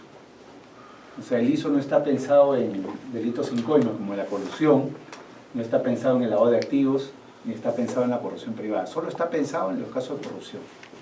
Ese es el ISO 37001, ¿no? Que hoy día se vende acá en Perú como pues, la panacea, ¿no? Todo el mundo está vendiendo el ISO, ¿no? Todo el mundo está vendiendo, oye, adecuate al ISO, ¿no? A ver, ten tu sistema de cumplimiento, ¿no? Y el mercado es para todo, ¿no? ¿Cuánto cuesta tener un sistema de cumplimiento? Depende del tamaño de tu empresa, depende, digamos, lo que tú, digamos, tengas como negocio, ¿no? Yo he escuchado de sistemas de cumplimiento que te lo venden por $5.000 y sistemas de cumplimiento que te lo venden por $500.000, si eres una transnacional, ¿no? En ese rango hay consultores de todo tipo, ¿no? Por ejemplo, el SENACE, ¿saben lo que es el SENACE, no? Que es el Servicio Nacional de Certificación Ambiental, el SENACE, que tiene una oficina por acá cerca, que es un organismo estatal, ¿no? El SENACE, entrar al SENACE es como entrar a la PCM, no puedes entrar con celulares, o sea, tienen sus sistemas ahí de que, como ellos certifican a las empresas los estudios de impacto ambiental, ¿ya? Entonces tienen mucho temor, se cuidan mucho de si lo graban, si les toman fotos, si la seguridad de su información, las laptops no tienen puertos USB o los tienen desactivados para que nadie meta ni saque información. Entonces ellos son prácticamente el primer organismo del Estado que va a obtener el ISO 37001, ¿no? Y han abierto concurso en su página web, a través se hace propuestas para cumplimiento. Están gastando como 500.000 soles, ¿no? 750.000 soles aproximadamente para eso, ¿no? Ya fíjense cuánto puede llegar a costar un sistema de cumplimiento por una entidad pública, ¿no? Entonces, ese ISO 37001 es una norma de calidad, ¿no? ¿Qué te da la norma de calidad? Bueno, para quien quiera dormir tranquilo, digamos, tiene cierto respaldo, cierto colchón, ¿no? Pero como dice el mismo ISO, como dice la misma norma técnica peruana, ¿ya? La propia norma técnica peruana dice, ¿ya? Exactamente en la página 9 en romano dice: la conformidad con este documento no garantiza que el soborno no haya incurrido o no ocurrirá en relación con la organización, ya que no es posible eliminar por completo el riesgo de soborno. O sea, el propio ISO te dice que si tú cumples con todo eso, eso no es ninguna garantía de nada, porque no hay riesgo cero. ¿Me comprenden, no? Entonces todo el mundo se pregunta: ¿para qué voy a gastar plata en esto, no? ¿Para qué voy a gastar plata en eso si el propio ISO, si el propio INACAL, si la propia norma técnica peruana me está diciendo que cumplir con todo esto no me garantiza que no haya corrupción? Claro, entonces, mucho les ha quedado sin sabor a los que se han leído el documento, claro. Los que no se lo han leído lo ven, ¿no? Como la panacea, la solución, ¿no? La pastilla mágica. De verdad que yo lo que creo realmente es que el tema de la gestión del riesgo de soborno es un tema organizacional, ¿no? Un tema que depende de la cultura y el cumplimiento de cada empresa, ¿no? Si el dueño, el propietario, el director, el gerente, de acuerdo al nivel de la estructura, lo pequeño o grande que sea la empresa, pone las reglas claras y dice: acá no va a haber soborno, acá no van a haber coimas, el tema funciona, ¿no? Si todo es el tema para la foto nada más, lo que yo llamo el cumplimiento, ¿no? Tema de marketing, para decir que soy una empresa socialmente responsable, o sea, no tienes ahí, ahí va a pasar lo que dice el ISO, ¿no? Tener eso no te garantiza nada. O sea, en verdad, la clave, digamos, del cumplimiento es el involucramiento de la organización, ¿no? Pero como decisión corporativa, no es un tema de involucramiento, digamos, para el papel, ¿no? Tú puedes tener tus capacitaciones, puedes tener tus reuniones, pueden firmar documentos, acuerdos, código de conducta, código de ética, pero si por atrás está, que saquen ahí se entere. O sea, entonces, se ha avanzado solamente para la foto, ¿no? Bueno, entonces, ¿el ISO es obligatorio? No, el ISO no es obligatorio. O sea, no hay, ojo, esta no es una norma legal que tú tengas que cumplir, ¿eh? Ojo. O sea, no hay una obligación de adecuarte al ISO 37001. Distinto es tu regulación en materia de prevención del lavado. Ojo, no nos confundamos. Tú, como corredor, eres un sujeto obligado frente a la UIF. Ese es otro tema. Eso es lo que es prevención del lavado de activos. En lo que es prevención del lavado de activos tienes un regulador, ¿no? Que es la UIF, que te impone obligaciones de cumplimiento. Es otra historia. Ahí sí tienes la obligación de tener tu sistema de cumplimiento. Estoy hablando del ISO, ¿no? El ISO anticorrupción, que puede tener relación con el tema de lavado, puede tener figuras parecidas, tiene la oficina de cumplimiento, todo lo que ya sabemos, pero no hay una obligación de certificarte o de decir yo cumplo el ISO 37001. No existe. Porque es una norma de calidad, no es una norma jurídica en sentido obligatorio, ¿no? Lo que va a pasar con el tiempo, no creo que ni ni el próximo, ni el subsiguiente año, es que poco a poco las entidades públicas o las entidades privadas solo van a contratar contigo en la medida que tengas algo parecido a esto. Eso es lo que va a pasar con el tiempo. El mercado se va perfeccionando, ¿no? Como por ejemplo en el mercado de los abogados, y hay un montón de empresas que dentro de lo que es la identificación del proveedor, que en este caso somos los abogados, te mandan un cuadrito donde dice: ¿tienes ISO 37001? Ya te lo están poniendo, ¿no? No como una condición de acceso al mercado, pero como algo que se va imponiendo cada vez Y ya va a llegar un punto en el cual el abogado que quiere ser proveedor de una empresa importante, que tenga un alto nivel de cumplimiento, va a tener que decir, tengo el 37.001, o tengo un sistema de cumplimiento, ¿no? Así va a pasar igual en el mercado del corretaje, yo creo que va a pasar igual. O sea, poco a poco, con el transcurso de los años, se va a ir imponiendo. Y el 37.001 es la primera versión, pues esto va a ir cambiando constantemente. El que hay ahorita, el que hay en este momento, para mí es muy malo. Ya esto evidentemente a los que venden este servicio no les gusta mucho que yo lo diga, pero no es malísimo. Solo está pensando en el tema de corrupción. Y la adaptación peruana no es una adaptación que a mí me haya gustado mucho. Pero en fin, está ahí la norma técnica, ¿ya?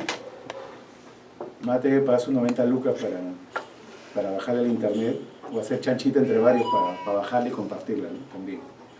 Bien, como he dicho hace un rato, no es una norma técnica, son reglas técnicas, es una codificación técnica, no es una norma jurídica, no tiene la precisión ni la consecuencia de una norma jurídica, es una norma de calidad provisional, está en desarrollo y perfeccionamiento, la calidad no es un fin, es un camino, ¿no? Un tema importante, ¿no? Que dice el mismo ISO, ¿no? Rige para regulaciones privadas y públicas. Es decir, no es un tema que está pensado solo en el INACAL o el Ministerio tal, sino también rige para las regulaciones privadas y públicas. Y en verdad, esto está puesto primero por delante de las privadas, porque el ISO en verdad nace pensando más en las organizaciones privadas. Porque esto del compliance público o el compliance gubernamental es un tema nuevo en el mundo, ¿no? Compliance privado existe hace 20 años, más en verdad, desde la FCPA, ¿no? Desde el año 77, 30 años, 40 años, perdón. Pero digamos a nivel internacional, como un fenómeno ya transnacional, es hace 20 años, ¿no? Pero empezó por los privados. En los últimos 3 o 4 años empezó la discusión de hacer compliance público. De hecho, si alguien baja del internet, el informe de la Comisión de Integridad Presidencial, a raíz del caso de Moreno, no Félix Moreno, sino el negociazo, Carlos Moreno, el médico, el negociazo, ¿se acuerdan? El primer escándalo de Kuczynski. A raíz de ese caso, el presidente conformó la Comisión de Integridad Presidencial. Y la Comisión de Integridad Presidencial hizo entrega de su informe en diciembre del año pasado. Y uno de los puntos de la Comisión de Integridad Presidencial es lo que es compliance público. Es decir, el cumplimiento no solamente deben hacerlo los privados, sino también las entidades públicas. Es por eso que el INACAL ha sacado esta norma, y es por eso que el SENACE, entre otras entidades, está en la carrera de tener el modelo, ¿no? Solo para explicarles, ¿ya? Porque esto es algo que la gente muchas veces no sabe y sobre el cual hay algunos mitos y algunas ventas medias raras que hay en el mercado peruano, para que no se dejen sorprender. Mucha gente te vende, ¿ya?, el ISO. Yo te puedo vender el ISO, yo te puedo vender hacerte todo lo que el ISO te exige. Otra cosa es la certificación, ojo, la certificación es otra cosa. No hay ninguna certificadora peruana, para empezar. La certificación te la tiene que dar una empresa extranjera. ¿Que las empresas peruanas tienen el link con empresas extranjeras para hacerlo? Sí, sin duda. Sin duda. Pero para empezar, como regla, el que te hace el modelo no puede ser tu certificador. ¿Me comprenden? En teoría, si tú contratas a una persona que te haga el modelo, él no puede ser juez y parte. El certificador es una persona que diga que lo que has hecho tú está bien. Entonces, alguien te acompaña a la creación de tu modelo, de gestión, de cumplimiento, pero luego la certificación te la tiene que dar un tercero. Y no hay una empresa peruana para certificar al día de hoy. Son empresas peruanas que tienen contacto, contratos con, acuerdos con empresas extranjeras para tener la certificación. Entonces, ¿qué te garantiza la certificación? Dormir tranquilo. No te garantiza que no tengas un proceso, no te garantiza que no hay un caso, no te garantiza, en verdad, más que duermas tranquilo. Y esto es una inversión de plata. Cada quien tiene que ver si le interesa o no le interesa, ¿no? ¿Yo puedo tener cumplimiento sin tener el ISO? Evidentemente sí, ¿no? ¿Puedo evitar la corrupción en mi empresa o el lavado de activos sin tener el ISO? Evidentemente sí. No necesitas, digamos, tener el ISO, una certificación internacional que es carísima, para, digamos, evitar tus prácticas corruptas, ¿no? Bien, dime. Estamos hablando de que no existe ninguna certificadora Pero ya sí existen, o sea, que no certifiquen 37.001. Ah, claro, no, está hablando del 37.001. Específicamente de eso, de la certificación del 37.001. ¿No? Hay otros ISOs, evidentemente, que te lo certifican. Estoy hablando solo del 37.001. Entonces, la certificación, hoy por hoy, es solo internacional y las empresas que te la venden como una certificación no peruana. O sea, no hay una certificadora peruana ahorita para el 37.001. Va a haber seguramente. De hecho, por ejemplo, universidades como la Universidad Católica está en el proyecto, porque ahí tienen un instituto de calidad, tienen el proyecto de implementar una certificación en el 37.001, ¿no? Por ponerte un ejemplo de lo que se viene, ¿no? Bien, entonces, algo importante, ¿no? Algo importante. ¿Por qué dije hace un rato que esto es muy... ¿Por qué pongo ahí que esto es mucho más que un soft law, ¿no? Soft law entre los abogados es los llamados principios, declaraciones, ¿no? Eso que todo el mundo, en lo que todo el mundo se quiere inspirar, pero que no te obliga, ¿no? Por ejemplo, ¿no? La declaración de los derechos del niño, ¿no? La declaración del tercer mundo, ¿no? La declaración contra la explotación de la vida animal, ¿no? Esos son principios, ¿no? Grandes ideas, ¿no? Prosa, ¿no? Verbo. El ISO es mucho más que eso, ¿no? ¿Por qué? Porque puede tener algunos efectos prácticos, ¿no?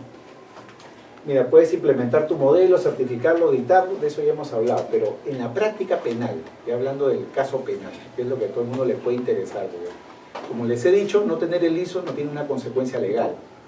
No cumplir tus normas ante la UIF es otra historia, ya hemos hablado, hemos diferenciado, ¿no? Estamos hablando solo del ISO. En la vía penal, si alguien tiene un caso, ¿ya? El ISO te puede servir de algo, pero ya cuando tienes el caso enfrente, no antes, ¿no? Porque el ISO lo puedes usar como un eximente o como un atenuante. Si tú demuestras que realmente tienes un sistema de cumplimiento, muy bien, con ISO o sin ISO puedes invocarlo, pero si tienes el ISO te van a querer más, ¿me comprendes? O sea, si hay un escándalo de corrupción en tu organización y tú tienes el ISO 37001, puedes aspirar al eximento. Muy bien, te van a querer más, porque hay una certificación externa, muy bien, que cuentas con el ISO y que en verdad has tenido la intención de ejecutar, digamos, la prevención en materia de lavado o corrupción. Entonces, la ley dice que tú puedes invocar el eximente de la responsabilidad empresarial y para esto doy un paso atrás. Disculpen que me he adelantado y ido por el lado. Hay una ley que va a entrar en vigencia el 1 de enero del 2018, que es la Ley de Responsabilidad Penal de las Empresas. ¿Muy bien? Esa ley, que se llama responsabilidad administrativa, es penal, porque la vía es la penal, quien impone la sanción es un juez penal. Ojo, ¿qué sanciones hay? Sanciones de cierre de la empresa, pueden cancelarte la licencia, suspenderte la operación, todo eso puede pasar. Pero el tema importante es este.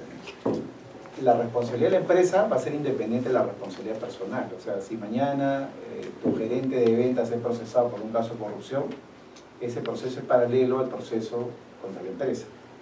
De repente tu gerente de ventas es prófugo, deja de trabajar contigo, se va fuera del país, no aparece, o incluso se muere, ¿ya? El proceso contra la empresa continúa, es autónomo. Esta norma, de la que estamos hablando acá, son las eximentes, que es la 3424, son las eximentes para la empresa, no para la persona natural. Entonces, si tú tienes un sistema de cumplimiento, puedes invocarlo como una causal de ausencia de responsabilidad penal. Incluso, si tienes un sistema, aunque no sea perfecto, puedes invocarlo como un atenuante. Puedes decir, tengo un sistema no certificado, pero que tiene las bases, tiene los cimientos, puedes invocarlo como un atenuante de responsabilidad. Este tema de la responsabilidad de la empresa es un tema importante en la medida que la empresa tiene una marca, ¿no? Porque si tú tienes una empresa pequeña, ¿ya? Tú puedes decir, bueno, mañana desactivo esa y hago otra con mi primo, ¿no? Con mi esposa, o con mi hijo, ¿me entiendes? Eso es cuando tú no tienes una marca importante, ¿no? Vinculada a ti, ¿no? Tienes una empresa pequeña, un negocio pequeño, digamos, es como la gente que le dé plata a la SUNAT y es otra empresa para seguir operando, ¿no? Un poco sacarle la vuelta a la ley, ¿no? Esto está pensado básicamente para las empresas que tienen una marca y un deseo de trascender a lo largo del tiempo en el mercado, ¿no? Así funcionan los incentivos. Estamos hablando de un sistema de mercado, no estamos hablando acá de que la gente quiere cumplir la ley porque la quiere cumplir. La gente está pensando en tema de costo-beneficio. Muchos dicen, yo no voy a hacer compliance porque el día que me descubran, hago otra empresa, la desactivo. No ven así, es su enfoque, ¿no? Yo no lo comparto, es el enfoque de cada quien, ¿no? Porque la gente dice, ¿para qué gastar plata en eso? Pero claro, entonces, esto entonces está pensado básicamente para las empresas que tienen una identidad corporativa. Por eso es que hay toda una discusión legal acerca de si todo esto se aplica solo a las grandes empresas o también a las medianas y a las chicas. Entonces, al final, el razonamiento es que se aplica a todas, pero el nivel de exigencia va bajando de acuerdo al tamaño de la empresa. Si es una empresa más pequeña, el sistema debe de ser más simple, más sencillo, ¿no? Entonces, por ese motivo, es que yo siempre he importado esta frase de un colega mío, ¿no? Que decía que el compliance es tu traje a la medida, ¿no? Tu traje a la medida, o sea, nadie te puede decir el cumplimiento es esto, ¿no? O sea, en internet hay un montón de cosas, ¿eh? Si tú pones manual de cumplimiento, lo bajas, o sea, lo adaptas a tu empresa, puedes hacerlo, pero en verdad no has hecho mucho porque lo que tienes que tener en un sistema de cumplimiento es esto de acá, ¿no? Solo para cerrar lo anterior, hace un rato yo decía, ¿quién te certifica, no? Acá nadie te certifica, o sea, no hay una certificadora. Pero con esta ley 3424, ¿ya? Con esta ley 3424, dice que si tu empresa está en un proceso legal, penal, ya penal, si tu empresa ya tiene un proceso penal, ¿ya? Dentro de ese proceso penal le van a pedir un informe técnico a la Superintendencia de Mercado de Valores, a la SMB. Y la verdad que nadie entiende hasta hoy día que tiene que ver la SMB con esto. De hecho, en el Congreso, la Comisión de Constitución ya aprobó un proyecto de dictamen para modificar el artículo 18, porque el artículo 18 dice que en un proceso penal contra una empresa, la SMB tiene que dar una opinión sobre el modelo de cumplimiento.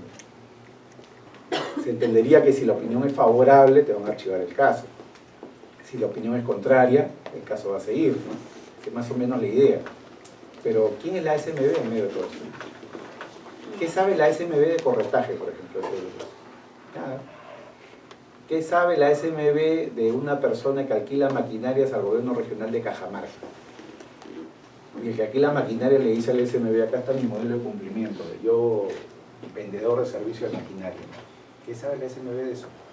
Nada. Es un error, a mi juicio, que la ley haya previsto que el informe técnico lo va a hacer la SMB. Ojo, eso no es certificación, no es certificación. La SMB no va a certificar. La SMB va a opinar en un caso concreto, en un proceso penal ya iniciado. Y como digo, eso está en cambio, está en proceso de cambio. Ya la Comisión de Constitución, presidida por el fujimorismo, ha aprobado la modificación, ¿no? Pues va a desaparecer la SMB del juego si es que esto se aprueba en el Pleno, que debería de aprobarse en los próximos meses, diría yo, ¿no? Antes de la entrada en vigencia de la ley, ¿no? Mientras tanto es la SMB, y eso es lo que va a pasar mientras tanto, ¿no? Pero la SMB, a mi juicio, ha sido inidónea para meterse en este tema. Ya hemos hablado de esto, ¿no? Cumplimiento no es cumplimiento, no es marketing, no es cosmética, no es para rayos. Yo siempre pongo el ejemplo de lo que pasó en el 2011. En el 2011 salió una ley, la responsabilidad penal de empresarios por delitos laborales. Y los empresarios dijeron, no vamos a ir presos, ¿no? Es una ley que dice que tú cometes delito si es que un trabajador tuyo muere o sufre lesiones por violar las reglas de seguridad, ¿no? Entonces, las penas son altas. Entonces, los empresarios dijeron, no vamos a ir presos, ¿no? Están penalizando, digamos, el tema de la seguridad en el trabajo, ¿no? Ningún empresario ha sido preso, ¿no? Porque la ley le pusieron una serie de candados que ha empeorado la aplicación de la ley para el empresario. El empresario ya no lo procesan ahora por delito laboral, sino por delito de homicidio, ¿no? Porque como la ley tiene tantos candados, hace tan difícil la aplicación de esa norma penal laboral, lo que ha hecho el fiscal y el juez es migrar a los tipos legales comunes. Entonces, si muere un empleado en el ejercicio del oficio laboral, lo que hacen es investigar por homicidio, de frente, directamente, colisiones, ¿no? Bueno, pero ¿por qué menciono esa ley, no? Porque como los empresarios estaban aterrados en el 2011, muchos abogados le dijeron, oye, pero nada, fácil, no tengo un gerente de recursos humanos, es para rayos, ¿no? Como en las iglesias, hay un metal ahí en la punta, para que atrape los rayos y no le caiga a las personas, no ponga en riesgo la seguridad colectiva. Ponga un pararrayos, ponga un gerente, un hombre de papel ahí que se queme, no sea un proceso, ¿me entienden? Cosa que si hay un problema, hay un muerto, el que sale a representar a la empresa es el gerente de recursos humanos, gerente de seguridad laboral, seguridad del trabajo, como lo quieras llamar. Eso no funciona. Les digo por qué, porque he escuchado también en el mercado que algunos dicen, no, lo único que tiene que hacer es tener tu oficial de cumplimiento, cosa que si mañana hay un delito, mándalo a él a que él se entienda con la policía, ¿no? Eso no funciona así, ¿no? Digo, para ir sacando trabas del camino, ¿no? ¿Cuál es el tema de hoy? Todo el mundo está en esto, ¿no? El mínimo necesario al menos, ¿no? La línea de flotación cumple con algunas cosas básicas, ¿no? ¿Y cuáles son esas cosas básicas? Las que dice la ley penal, la ley 3424, la que dice el ISO 37001. La ley 3424, ¿qué dice, no? El ISO 37001, ¿qué dice? Que tienes que tener un oficial de cumplimiento. Que yo soy una empresa chica y no tengo plata para contratar a alguien, puedes ser tú mismo. O sea, si tú eres una empresa chica, tú eres el dueño, el gerente, lo que fuera, el oficial de cumplimiento puede ser tú mismo. O sea, no necesitas contratar un tercero, no necesitas alguien a tiempo completo. De hecho, por ejemplo, los notarios, que son los que más han llorado por este tema en los últimos años, porque hay notarías chiquitas y hay notarías grandes, como la de nuestro amigo Andrea Becerra Sosaya, ¿no? Claro, tiene como 40, 50 empleados, ¿no? Claro, puede poner la oficina de cumplimiento que desee, pero hay notarías de 3, 4, 5 personas. Entonces, ¿quién es el gerente de cumplimiento? El mismo notario. El mismo notario, antes de firmar una minuta de compraventa, tiene que verificar que se han identificado las partes correctamente, etcétera, etcétera. Entonces, eso va variando de acuerdo al tamaño de tu organización, pero tienes que tener un oficial de cumplimiento. No tiene que ser a tiempo completo, no tiene que ser una persona dedicada solamente a esa labor, puede ser el mismo gerente general o un gerente adjunto, es un tema de decisión de cada empresa. Y le puedes llamar como quieras. O sea, no le tienes que llamar siquiera oficial de cumplimiento, ¿no? Por ejemplo, en muchas empresas que están sujetas al FCPA, le llaman gerente legal y de cumplimiento. No sé, ¿en tu área, en tu empresa es así? ¿O el cumplimiento lo ve otra área? El cumplimiento lo va a ver otra área, Otra área. pero como creo que es más grande que nosotros, sí lo tienen como Claro. gerente legal como compliance. Claro. Pues muchos funcionan así, ¿no? Gerente legal y de cumplimiento, en otras empresas es auditoría y cumplimiento, control interno y cumplimiento, ¿verdad? Eso, no hay un sello, o sea, no hay un mejor o peor, el tema de cada organización, ¿no? Dime. En el caso del oficial de cumplimiento como persona natural, obviamente es la misma persona natural. Como empresa jurídica, cuando son pequeñas, puede ser, siempre sale no al nombre de la empresa natural, de la empresa jurídica, sino al nombre del gerente, digamos. Es así. O sea, puede ser así, o sea, no hay una regla puesta en este punto sobre esto, ¿no? O sea, estoy hablando de anticorrupción, porque lo que es prevención de lavado sí tiene sus reglas, la UIF propia, ¿no? Te dan tu clave, te dan tu password de seguridad, etcétera, esa es otra historia. Estoy hablando acá de lo que es prevención de la corrupción, ¿no? Lo ideal es unir todo en una sola función, ¿no? Porque varias empresas peruanas, a partir de la ley 3424, han empezado, digamos, a pensar a quién le otorgan la responsabilidad de cumplimiento de esa ley, ¿no? Porque, por ejemplo, los bancos ya tienen un área de cumplimiento enorme, ¿no? El BCP, yo no sé si estoy exagerando ahora, pero no, acordándome, no exagerando. El BCP tiene un área de cumplimiento de más de 100 personas. ¿Bien? Más de 100 personas, el área de cumplimiento del BCP. Claro, entonces, si además le vas a sumar a ellos lo que es prevención de la corrupción, se lo puedes sumar. Tal vez sea más eficiente sumarle esa función, ponerle más gente a crear otra área solo para eso, ¿no? Igual acá, ¿no? Si yo ya soy el encargado frente a la UIF del cumplimiento, puedes sumarle a esa misma persona, que puede ser el mismo gerente, dueño, un adjunto, lo que fuera, es la función de prevención de la corrupción. Pero en verdad, las técnicas son prácticamente idénticas. O sea, prevenir la corrupción es casi lo mismo que prevenir el lavado de activos. ¿Por qué? Porque lo que tiene que hacer es tu mapa de riesgos, ¿no? Tiene que hacer tu mapa de riesgos. Por ejemplo, ¿cómo hacen ustedes para prevenir el lavado de activos, ¿no? Según la típica, ¿no? Plata en efectivo, ¿no? ¿Cómo manejas tu plata en efectivo? Algunos dicen, no, yo no manejo plata en efectivo para nada, solo manejo cheques, ¿no? Y cuando me viene con un cheque tengo que identificar completamente a la persona. Fíjense que este es un problema enorme para las casas de cambio, ¿no? Hay gente que va a cambiar $20 y tienen que sacarle copia de su DNI, ¿me entienden? Y hay gente que va a cambiar y no tiene el DNI a la mano. Cambian, no cambian, lo hacen, no lo hacen, solo declaración jurada, son temas de autoorganización. No hay una norma legal que diga cómo lo tienen que hacer, ¿no? Igual es acá, ¿no? Tú en la contratación pública, muy bien, si tu área de riesgo, la corrupción en la contratación pública, lo que tienes que hacer es capacitar a tu personal, ¿no? Por ejemplo, ¿no? En mi oficina de abogados, que es pequeña, hemos tenido que hacer capacitación anticorrupción al área de adquisiciones, ¿no? ¿Por qué? Porque te vienen las multas, te vienen las sanciones, te vienen los casos de colusión, con el tema de las bases, uso de correos electrónicos, todo lo que hemos hablado al principio, ¿no? Esa es autorrealización, porque yo no quiero un problema mañana con el Estado, por un tema penal, como consecuencia de un contrato público, ¿me comprenden? Entonces, si tú tienes ventas con el Estado, deberías empezar a poner reglas mínimas para hacer negocio con el Estado, ¿no? Un protocolo, ¿no? Cómo te comunicas con el funcionario, si es por teléfono, no es por teléfono, si chateas con él o no chateas con él, si usas el correo electrónico o no, si te reúnes con estos emisarios que van a tus oficinas a decirte cómo son las bases, si los contratas o no, ¿muy bien?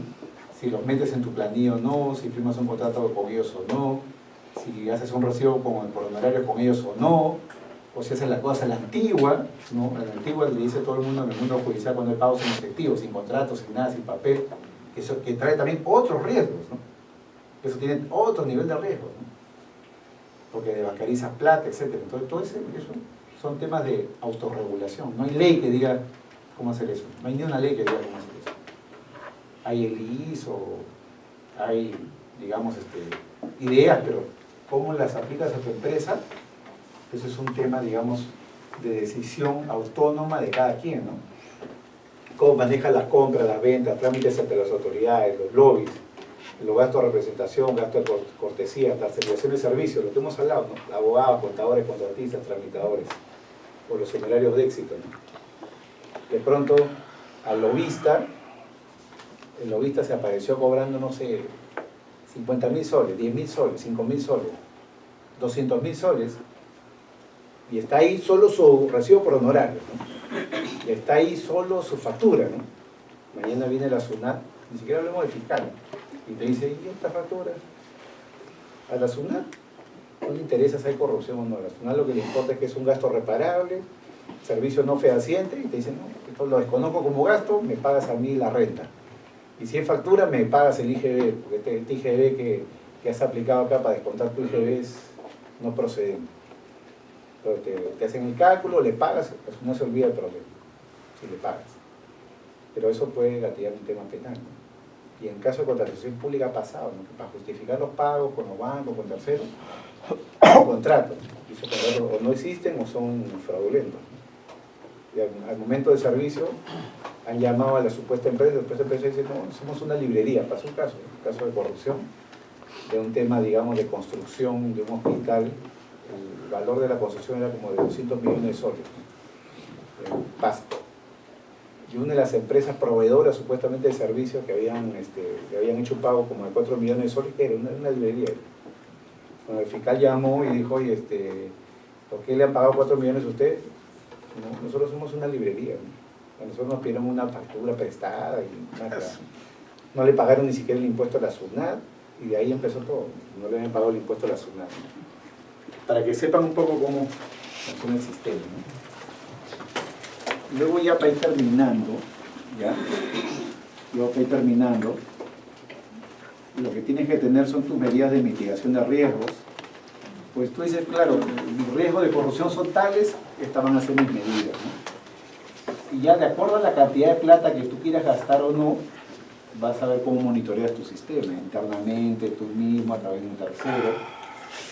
Este caso famoso, es un caso famoso americano que todo el mundo menciona, Morgan Stanley, una empresa que se autodenunció, ¿no? Una empresa que había incurrido a través de un funcionario en una práctica corrupta en China y se autodenunció, es decir, denunció al funcionario, ¿no? Fue, digamos, al equivalente a la fiscalía, ¿no?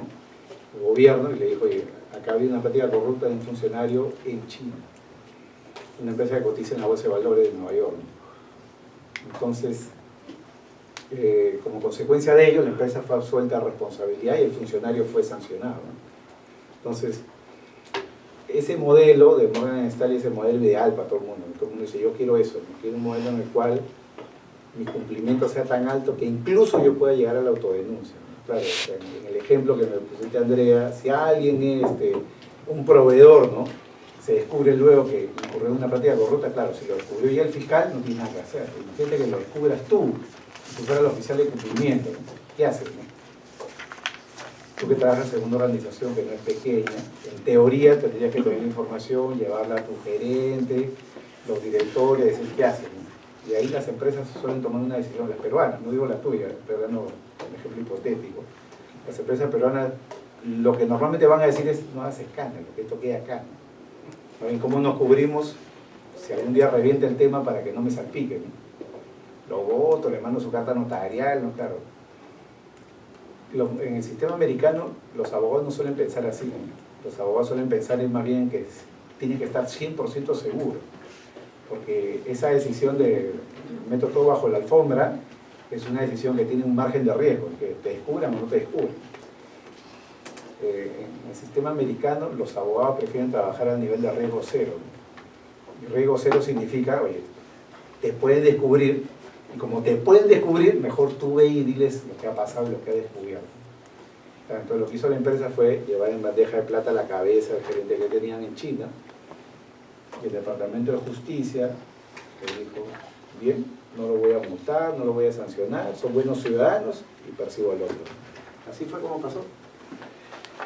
El modelo de esta empresa, ¿no? Bien, ya hemos hablado de auditorías, certificaciones y al final esto, ¿no? ¿Cómo perfeccionas el ISO?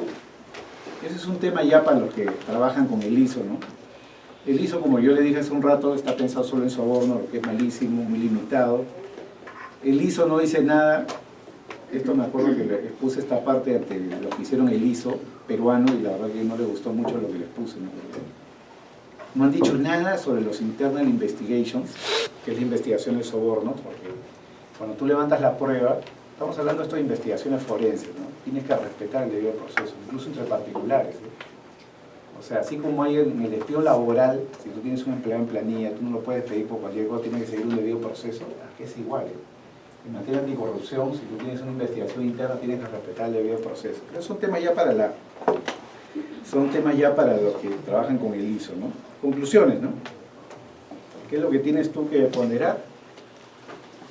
Costo del delito, del proceso, si lo quieres evitar versus el costo de prevenir, ¿no? Hacer prevención es plata, es costo, ¿no? Y para muchos que tienen empresas pequeñas, individuales, donde el negocio eres tú mismo, entonces te lo piensas 2 veces, ¿no? Muy bien. No es como comprarte un carro, ¿no? El disfrute es inmediato, ¿no? Pero esto es en verdad lo mismo que tú vendes, ¿no? Tú vendes un seguro, ¿no? Con esto estás comprando un seguro, ¿no? Casa del jabonero, ¿no? Casa del herrero, cuchillo de palo, resbalas, y es un tema de decisión de cada quien, ¿no? Si crees en lo que haces, me imagino que tienes que comprarte un seguro, ¿no? Supongo, ¿no? O de repente estás vendiendo algo que es bueno para los demás, pero no para ti mismo. Eso es un tema ya de decisión de cada quien, ¿no? ¿Qué gana el colaborador? ¿Qué gana la empresa? El cumplimiento es un traje a la medida. El costo, como ya dije, depende de muchas variables, ¿no? Si vas de las Big Four, ni entres, ni pidas una cita, te va a costar mucha plata, ¿no? Te va a costar por horas y al final no sabes cuánto te va a costar exactamente, pero te dan un rango de precio, ¿no? Te dicen, mira, por tu negocio, no sé qué, pienso que me voy a tomar entre 100 y 200 horas. 100 y 200 horas para una Big Four puede significar entre 50.000 y 100.000 dólares en promedio. Digo, ¿no? Digo. Y depende del tamaño de la empresa. Te dicen, no, es que acá tengo que traer un consultor transnacional, experto en FCPA y no sé qué, y ya te sale mal, ¿no? Pues te pagan además, te cobran el ticket del avión en business class, te cobran las horas incluso del vuelo. No estoy mintiendo, ¿eh? No estoy mintiendo. Hay gente que trabaja las 24 horas en teoría, ¿no? O sea, está con su laptop en el avión trabajando para ti, ¿no? Te las cobran toditas, ¿no? Puede ser de un consultor independiente, un freelance, que puede ser barato, ¿no? Como yo he dicho hace un momento, eso es verdad, depende del tamaño de la empresa. Yo he visto consultores freelance que están vendiendo el sistema desde 5.000 dólares para arriba, ¿no? De repente incluso si escarbas por ahí hasta que lo consigues más barato, depende, ¿no? O hay gente que dice, lo voy a hacer yo mismo, ¿no? Contrato un freelance por ahí que lo haga en su tiempo libre. Eso es un tema de cada quien, ¿no? Y lo último, que es lo más importante, ¿no? En esto puedes ir, como dice la canción, pasito a pasito. Porque no necesitas gastar tu plata de primer día. Puedes hacerlo paso por paso. No tienes un deber de tener un sistema de cumplimiento y puedes ir implementando progresivamente, ¿no? Pero como yo he dicho hace un momento, la parte central es la última línea, que es la cultura de la legalidad, ¿no? La cultura organizacional. Si el dueño de la empresa, y si es una empresa que es una corporación, no hay un dueño, sino muchos dueños que tú ni conoces, si el dueño de la empresa, y en el caso de las corporaciones, los gerentes, los directores, no toman una decisión clara sobre lo que es prevención, entonces no hay mucho que hacer, ¿no? Todo va a ser marketing, para la foto, pero si el verdadero gestor de la empresa se involucra con el tema de la legalidad, va a tener que estar sometido a la incómoda situación en la que va a tener que justificar, digamos, gastar un presupuesto para esto, lo cual ya es incómodo para muchos, algo que no es urgente, para algunos es innecesario. Y dos, la parte más incómoda, la incómoda situación en la cual tienen que evitar negocios para no tener problemas. Esa es la parte en verdad más dolorosa, más difícil, ¿no? Porque dice, no me meto en tal negocio porque es riesgoso, ¿no? Yo, por mi experiencia como abogado, conozco de muchas empresas que no les interesa mucho la situación. Dicen, yo corro riesgo, no me va a pasar nada, ¿no? Y hay otras que no, hay otras que dicen, si acá hay un riesgo mínimo, prefiero parar el negocio y no meterme, ¿no? Y en esas dos bandas, todas las opciones intermedias, ¿no? Bien, espero que esto los ayude en algo. No sé si tienen algún comentario, alguna consulta. Ya estamos sobre la hora, pero si tienen algún comentario, yo encantado de hacer el feedback. ¿Todo claro? Entonces nos vamos a la fiscalía entonces. Como decía un juez ya muerto, ¿no? Decía, acá en Lima todos están con libertad provisional. Bueno, muchas gracias. Hasta otro día. Chao, chao. ¿Perdón? Sí, está grabada acá, así que quien quiera la puede grabar.